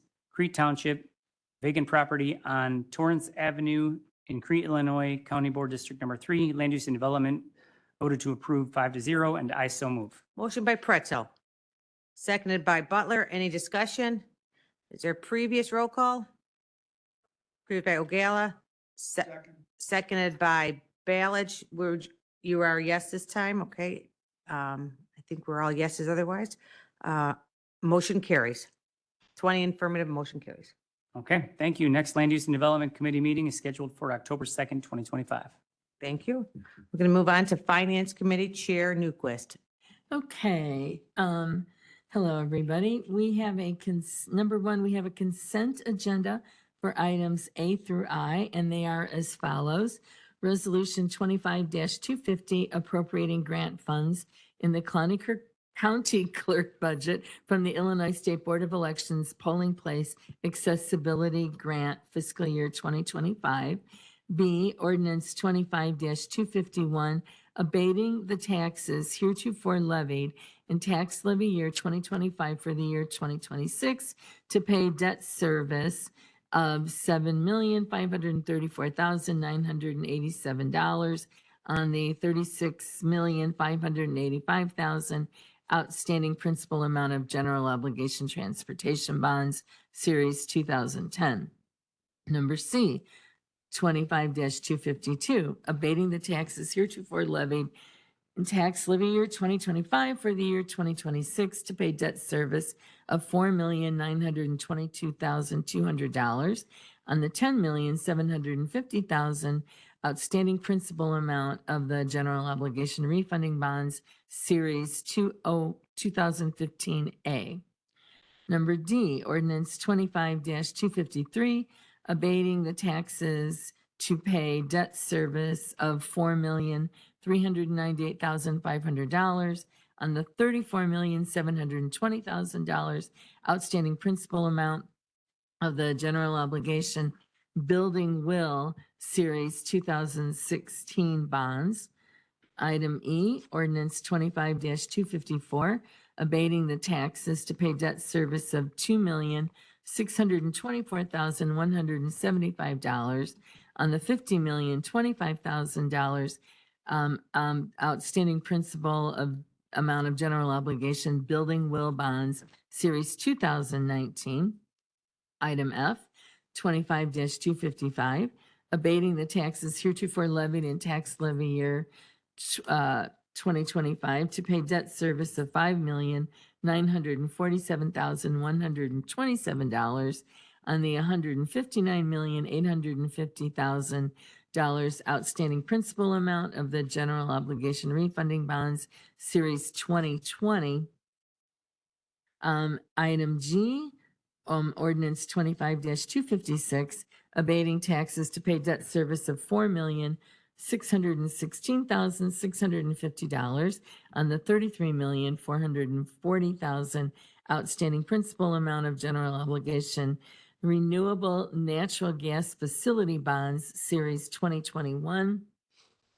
Item H, assignment of tax sales certificate. And item I, resolution 25-257, fiscal year 25 budget transfer, and I so move. All right. Wait, hold on. So we're doing, there's two more. Are we not doing everything? That's everything. So just, so you did the contingency funds and all that? Okay, I'm sorry. I just didn't know that. So is there anyone before we have this motion, does anyone want anything taken out? Which ones, please state which ones you want removed? Item H, assignment of tax sale certificate. All right, thank you. So we have a motion to approve motion by Chair Newquist to approve items A, B, C, D, E, F, G, I, and number 2 and 3, correct? No, 2 and 3 aren't part of the consent. They're not a agenda. part of the consent. 2 and 3 Sorry. are separate. So everything outside of that we have a motion by Newquist. Is there a second? Second, all in favor? Aye. Any opposed? Motion carries. Okay, then item H, assignment of tax sales certificate. And I so move. Motion by Newquist, seconded by Trier Member Berkowitz. Thank you, Madam Executive. So during finance, I had a question regarding this issue and was told we needed to move on. That wasn't the time. It wasn't the place. I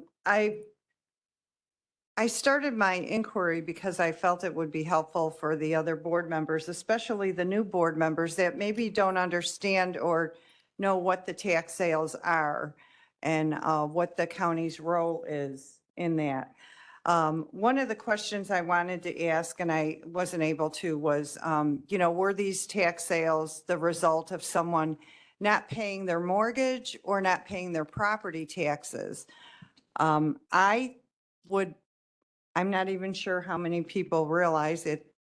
There are several ways to lose your home if you don't pay your mortgage, but also you can pay your mortgage or you can pay your house off and you can still lose your home if you don't pay your property taxes.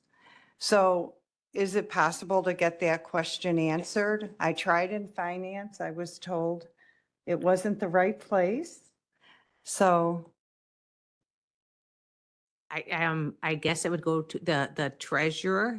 Would you Okay. like to address it? I can't Yeah. recall, maybe He's- Chuck he can happens tell to us. be here. what- He- I okay, but- thought it was moved forward. Maybe can Chuck refresh my memory? Or we have the treasurer here, so we'll let Mr. Brophy Awesome. Thank answer you, a question. Tim. Yep. Sorry, I didn't see you. Oh, it was kind of a long one. So, go ahead. Yeah, regarding the tax sale, I was just wondering, the properties that came forward, I'm assuming, I don't know, Sure. are they single-family homes? They could be.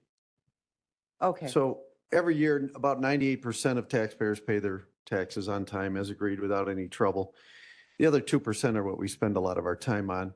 Some of them, they'll all get a delinquent notice. We'll send out about 10,000 delinquent notices a year. And then usually around 3,000 parcels still go unpaid then we have the tax sale, and those 3,000 parcels are paid by tax buyers, they're called. So we call it a tax sale, but they're simply paying the tax for those 3,000 parcels. Sometimes if they go on 3 years, in the case of residential property, the tax buyer can pursue a deed and take ownership of the home. And they go to court to do that. So when they do that, the certificate is transferred. We're doing this that you have in front of you, the trustee, Joseph E. Myers and Associates in Edwardsville, acts as our trustee. So they're performing the work of the county, so you don't have to see every one of these in a setting like this. Okay, so, and thank you for that information. Now, how long, you mentioned that these are specifically, they didn't pay their property taxes. So how many times does that occur before you start this process? Do they miss one property tax bill? No, Or- in residential, it's a 3-year. You'd have to skip making your tax payment 3 years in a row before the tax buyer is able to go to court. Okay, And- but here's my question. Mhm. So if you miss your property taxes one time, Mhm.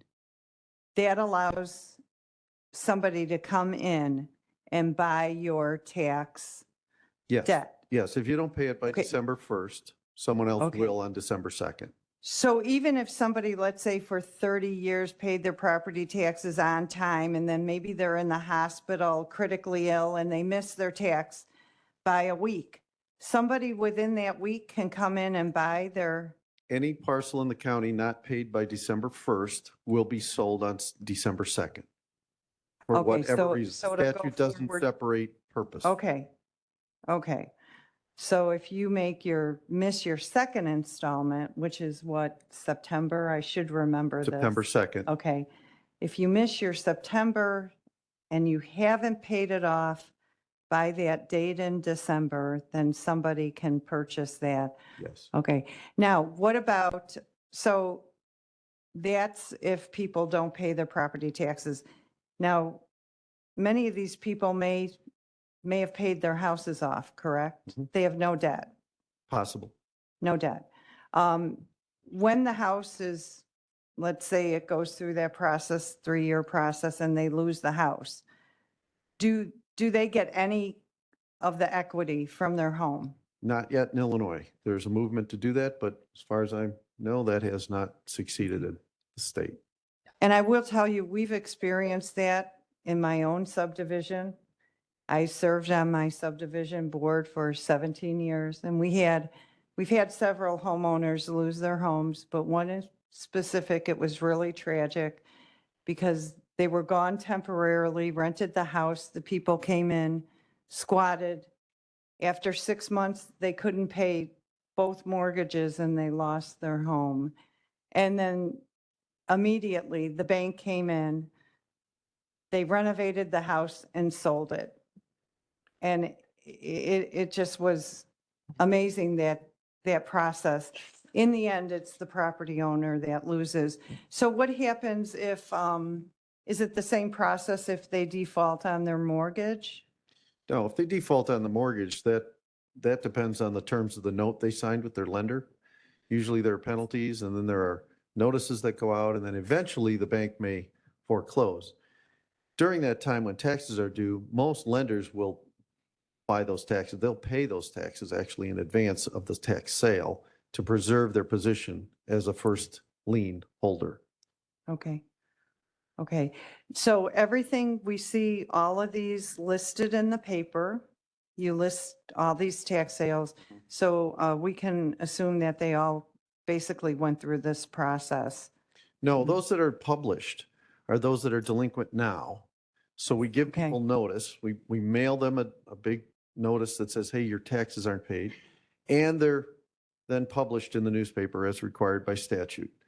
And after we publish, we probably collect, well, a good 60, 70% of those because they've received a notice and it's in the paper and there's a lot of activity around that. Lenders will call anybody with a lien hold on a piece of property will check on the owner and see if they're going to pay. And if they're not going to pay, the lien holder may pay it. So there's a lot of that going on behind the scenes on these 8,000 to 10,000 parcels that are delinquent. Thank you. I appreciate that Sure. explanation. Thank you. Member Oxley? Thank you, Madam Chair. I agree with Jackie. We were told at Finance that we've talked about this long enough. We were directed by Speaker Van Dyne to get things done at committee, bring it to the county board. It won't be wasting our time. And this is a complete example of what went on at Finance that what Jackie's talking, or Julie, I'm sorry. I'm sorry.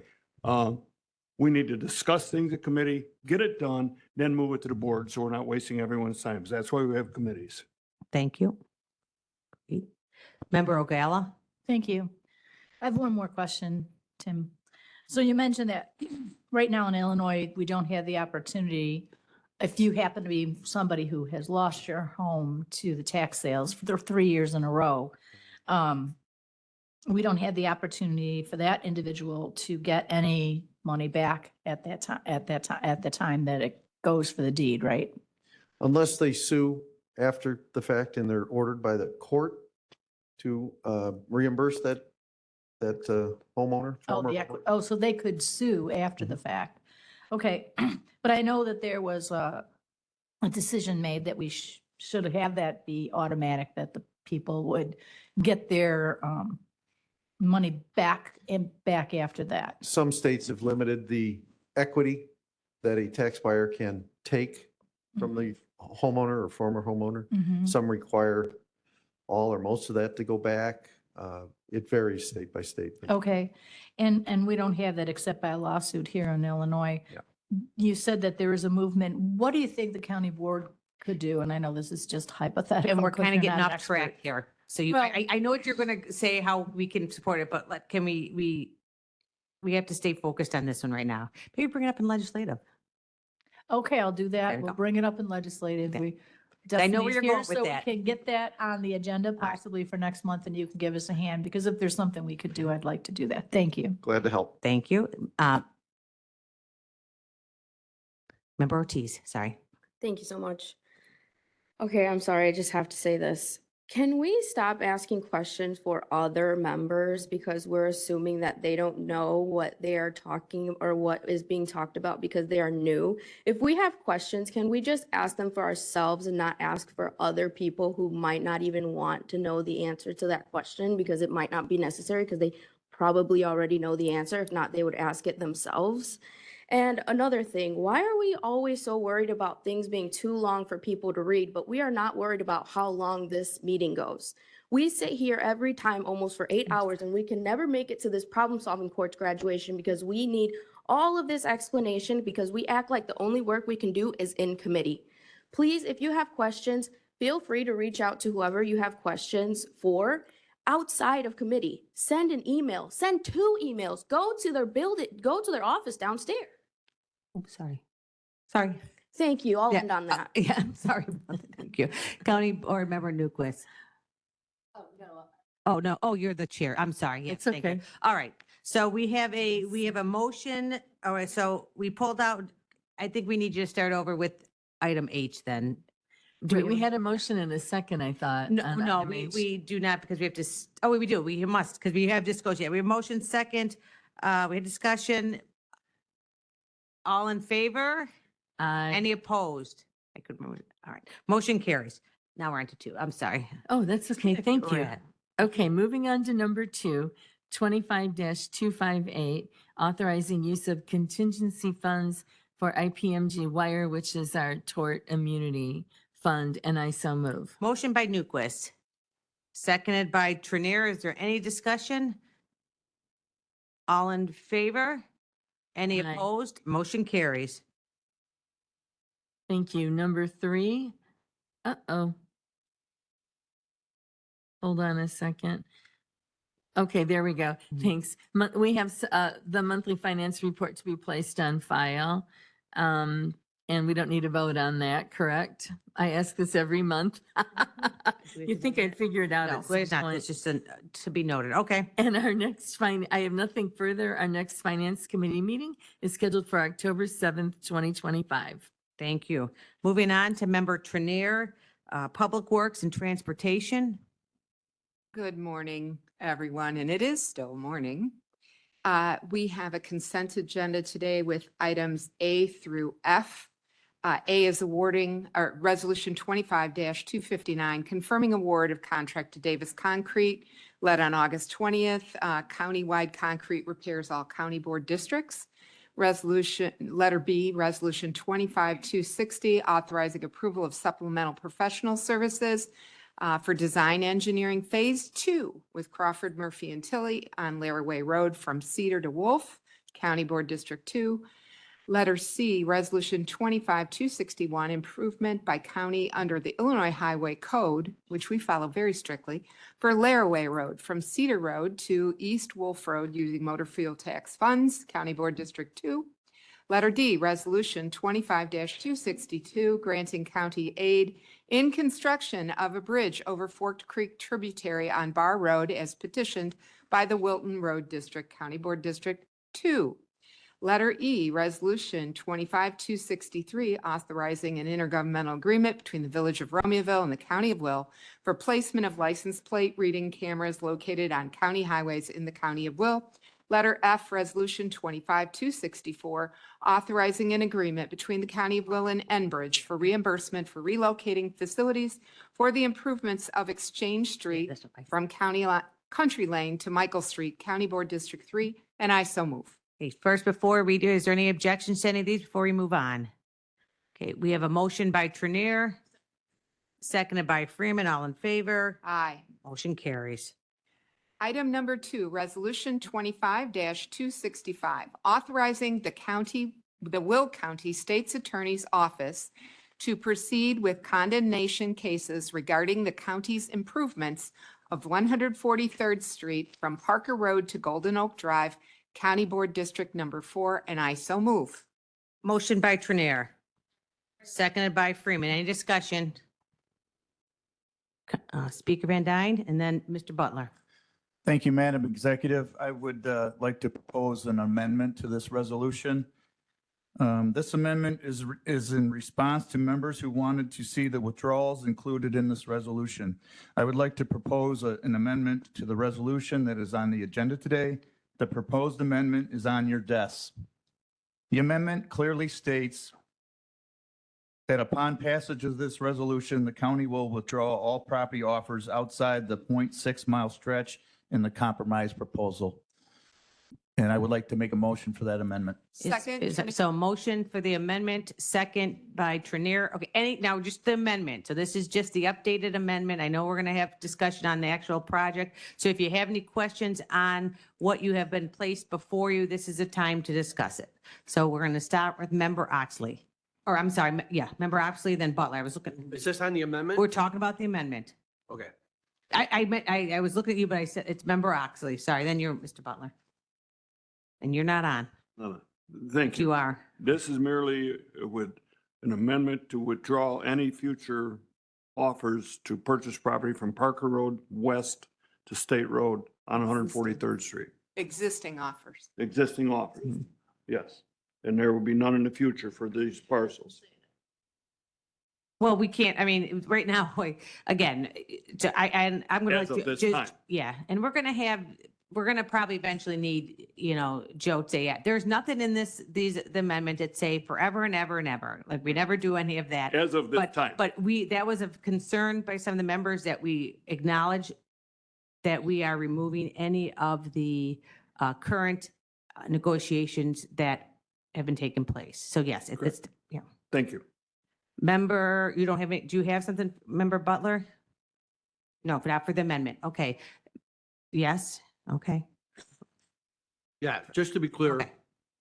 this amendment is like many other little gifts that we get, is a big nothing burger. It means nothing. We will take this out, but that doesn't mean we're going to go back, or we're not going to go back and pursue the exact same thing. So anybody who thinks that by putting this amendment in, that this deal might be more palatable, should think about it very closely. So I don't care if this is in or not, but I am not for this deal, and this amendment does nothing to make this better for the people of Homer Township. Member Revis on the amendment?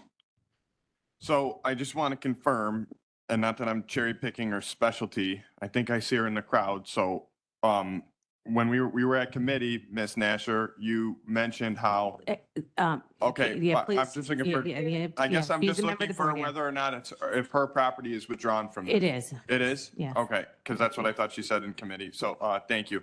Thank you. Okay, Member Ogala? Thank you. So I've read the amendment, whereas the Will County Board hereby authorizes the withdrawal of all offers to purchase parcels for such improvement between Lamont Road/State Road and Parker Road upon passage of this resolution. While it authorizes it, there's no guarantee to me that it actually will be done. So if you want to make this less of a nothing burger, I would make a motion to amend the amendment to state, whereas the Will County Board hereby requires the Will County DOT to withdraw all offers to purchase parcels for such improvement between Lamont State Road and Parker Road upon passage of this resolution.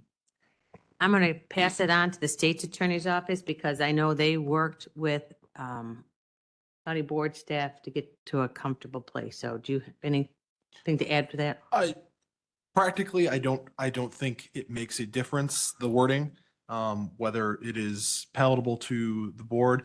I would say that we should deal with the underlying motion first, and then if you want to amend the ordinance further, we should do it that way rather than a motion to amend the amendment. All right. Member Trenier. Oh, sorry. I'm voting yes. All right. Member Balich on the amendment? Yes, on the amendment. The amendment talks about 143rd Street, and there's a problem because we voted 13-9 to remove the entire project from the plan. And in the 2050 plan, it says that it's still included. And I asked you this morning about it, and you gave me an explanation. I think everybody should hear the explanation. And again, I will agree to doing that, but we're going to just vote on this amendment now because I do want to make sure that I'm articulating it. I will not forget Do your you want me question. to say that again, or are you going to just do I will, I'm just trying to do things in like, so we're not confusing what we're voting on. So right now, we're just voting on the amendment here to articulate that those parcels that are removed, that are no longer part of this initial this project. So, but I got you. Okay. Anybody else on the amendment? Member Van Dyne? Madam Executive, this amendment was an idea from both Democratic and Republican leaders. My opinion is if the folks don't want the amendment, we just leave it alone and we just continue on, and we will not require you to remove those properties out of the 0.6 mile area. So authorized. All right. Whatever you want to say. right. If you don't like the amendment, don't vote for it. All right. Member Richmond? On the amendment? So I think there's still a ton of issues around this 143rd Street. We've had discussion before the 159th Street since the 60s and 70s was a commercial corridor. 143rd Street was a residential corridor. Can we focus We're- on the amendment? You're going to get time. I'm- Yeah. I'm getting to that. Okay. I'm getting to that. So I'm all for making sure that we don't, that we take all those other properties off west of Parker off of this. I'm still 100% against this 143rd Street project. So I will vote for the amendment because we're trying to at least protect a larger portion of the people, but I'm still want to protect everybody else on there. There has to be a way that we can make this a true compromise. It's not a compromise. It's still a 5-lane road in a section of town that is still highly residential. Thank you. And you had nothing for the amendment, and Judy already did. Okay, so we are voting now. We have a motion. I don't remember, Joe Van Dyne. We had a seconded by Trenier for the amendment that specifies the parcels. Madam Clerk, please call the roll for the amendment. Richmond?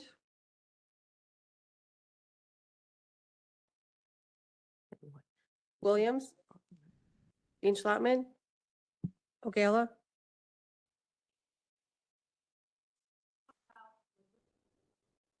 We're talking about the amendment that's in front of you. The amendment that's been placed in front of you. That's what we're voting on right now.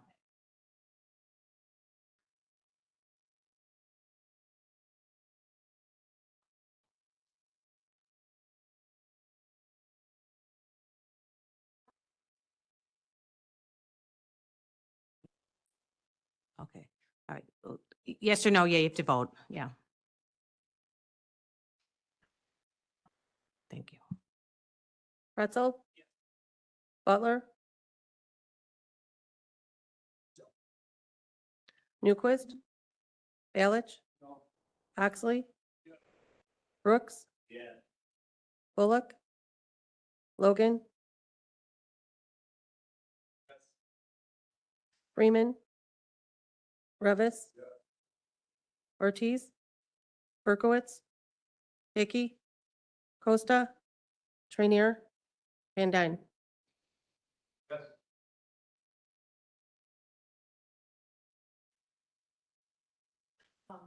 15 yes? 15 yes.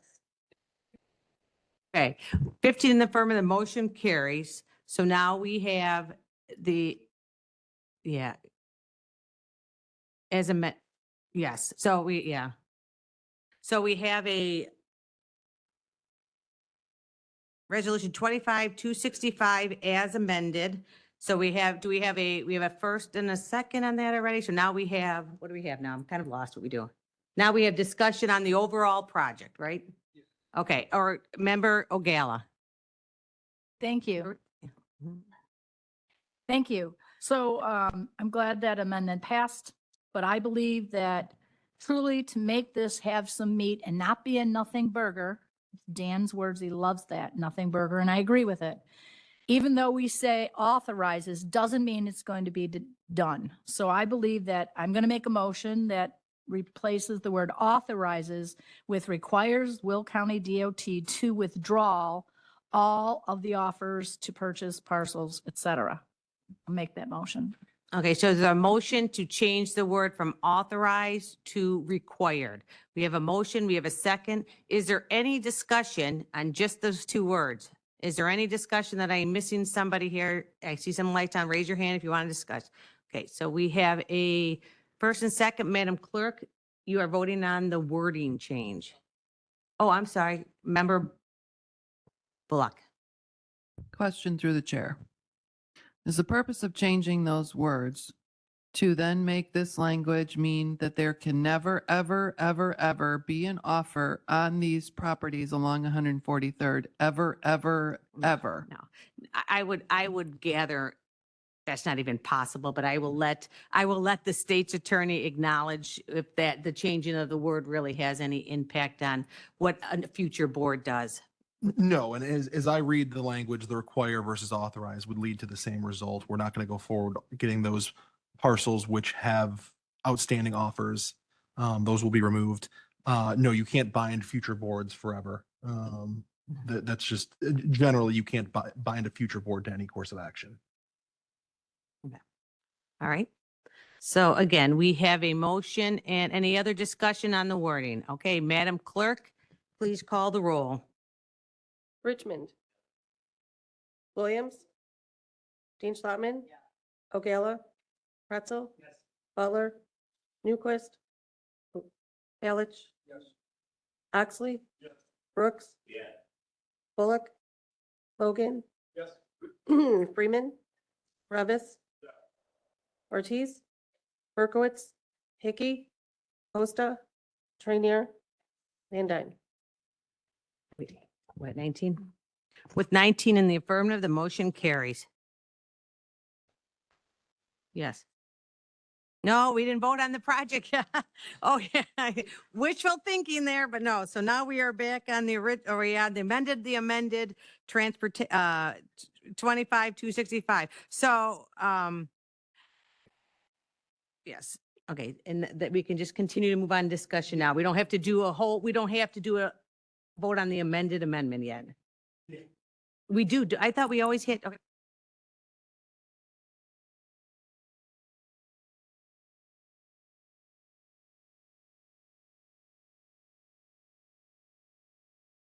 Motion on the amended version in general. Okay.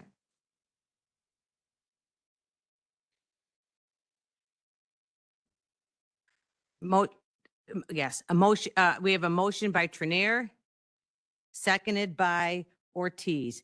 Discussion. Member Butler, you're going to start us off. Okay. So And folks here too, I'm sorry, excuse me, 1 second. Technically, it's a 3-minute, 2-minute. I think we've all heard each other, folks. I'm going to try to keep us as close to possible as that. So go ahead, Member Butler. sounds good. All right. $7 million spent through tests or studies, 50 million plus in money that has to be paid out for this project. Is that, I believe. So this project, to me, is like a bureaucracy just pushing a project that it wants. We don't have to spend this money. We're going to spend way more money than we've spent now, and the people don't even want it. Homer said they would take the road. That would save us millions of dollars in the future. Why don't we give it to them? Why are we voting for this? Give them their road and let's move on and spend our money on other roads that need to be repaved.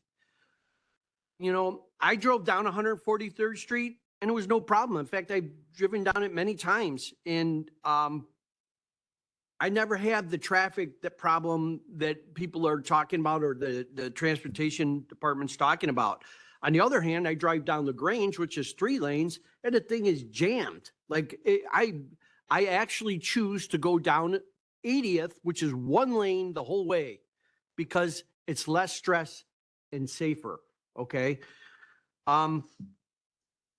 We voted on this once and we stopped it. So there was many people that had the good sense to stop this project. Then it comes back, there's a compromise, but I think the compromise was one-sided. I don't know who the other side was that said, okay, but it wasn't me. And as we all know, I like to say that this is just a big nothing burger, okay? You don't build a 5-lane highway and then stop it, okay? Come on.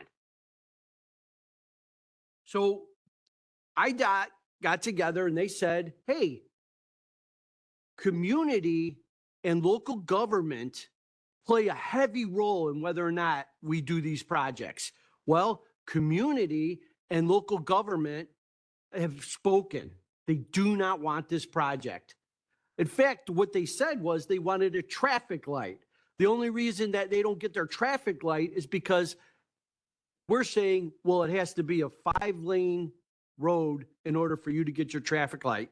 Bull. Give the road to them. Let them do their traffic light. Okay? Leave these people alone. So I'm going to say that building a 3-lane road or 2-lane going each way, 5-lane both ways, is just bringing more traffic, more complications, more safety hazards. There is nothing unsafe about a 1-lane road. If people want to drive fast, let them go down 159th. Let these people maintain their properties, their communities, the way they want them. Let's not jump in and impose our will on them because in the sake of progress. So I'm telling you, board members, to please think about the people. We're here to protect their civil liberties, okay? Member Butler, can you have your wrap So up? I'm gonna ask everyone to please vote to stop this. Thank you. Member Ballage. Okay, back a couple months ago, the board voted 13-9 to remove 143rd Street from the plan. That was that. Then that same day, we voted that we could change the plan at any given time. So we voted basically to remove it. We voted that you can change the plan at any given time, yet it's still in the 2050 plan. And that's what I asked this morning. So I think the board needs to hear an explanation why it's still in the plan after we voted to remove it 13-9, and after we voted 20-1 that we could change the plan at any time, but it's still there. So that was my question, and I think it's appropriate for you to answer what you did to me. Yeah. Well, I'm actually gonna let Mr. Ronaldson come up because I'm going to tell you how I've understood this. Because again, as I tell you, most of you, when you ask questions too, sometimes there are questions I have, and I think it's important for people to know. Is my understanding, and again, I will let him, confer with this, is that when you create long-term plans, it is based on long-term needs, including traffic counts. This area, as proven even just as recently by the Homer Glen, is increasing to have traffic. And the numbers are traffic. What we are going to do in this plan though, so therefore, since there is a need for it, it stays in the future planning. But we are going to put that it is now unfunded. The county board, after the vote today, or if it goes or doesn't go, after, whatever, outside this portion, is going to be noted that it is no longer funded. And I'm going to let you articulate better than I did. I'm doing it in my simple head. That was a pretty good shot. All right. The 2050 plan is showing the needs of the county in year 2050. 25 years from now, all the data we received, all the projections, has a list of projects. These should be completed by 2050. So that's why 143rd is in there, because it is shown by the data and projections that it is needed. Now, we have taken the data of today, and the 5-lane is warranted today. Forget 25 years from now. So the plan is the plan. Whether you as a county board choose to execute a contract to build it, that's your prerogative. But it's still in the plan because all the data points to it still being warranted by all the design criteria. So, but it's a plan. Again, you guys as the county board will make it happen or not. Those parcels that we're taking off the table today, I can't go back after and get them unless you as the county board authorize us to do that. That's that. Thank you. Member Berkowitz. Oops, sorry. Hold on, there you go. Thank you, Madam Executive. I just have a question regarding, there's a couple paragraphs here where it says, see attached list of parcels, owners. This is on the resolution. Do we normally provide owner information in our resolutions? Like it's published in the resolution? Do we normally do? The resolution in the format is the same resolution we do for all these instances, and it is required. Okay. We have to list the legals and the owners. Okay, what I see online, the resolution is not the same thing I'm holding in my hand. That's I don't- because that's the amended version you're holding. That was just that you voted on. That's the amended version. Well, there's like two different versions plus what I see online. Online is why you have that printed because you vote, online was the original, what was put forward, then you amended it and there's a copy of what's amended. So that's what you voted on. That's what we're voting on right now, what you're holding in your hand. Plus Judy's word, yes, plus the requirement. So Jeff, the one sentence here, whereas the negotiator on behalf of the county of Hampton, Lenzini, and Renwick, I don't understand that. Are those streets or people? That is the name of the company, the negotiating firm. Those are names, but that's makes up the firm's name. Okay, on behalf of the county of Hampton, so that's a company, so there should be on behalf of the county, comma, the negotiator on behalf of the county, comma, and then that's a separate entity. Okay, are you see what I say, the way it's structured, that sentence, it's hard to follow. So you don't know those are two different people. I Or believe two I different. understand what you're saying. Negotiator. Yeah, It's Yeah. hard to understand. You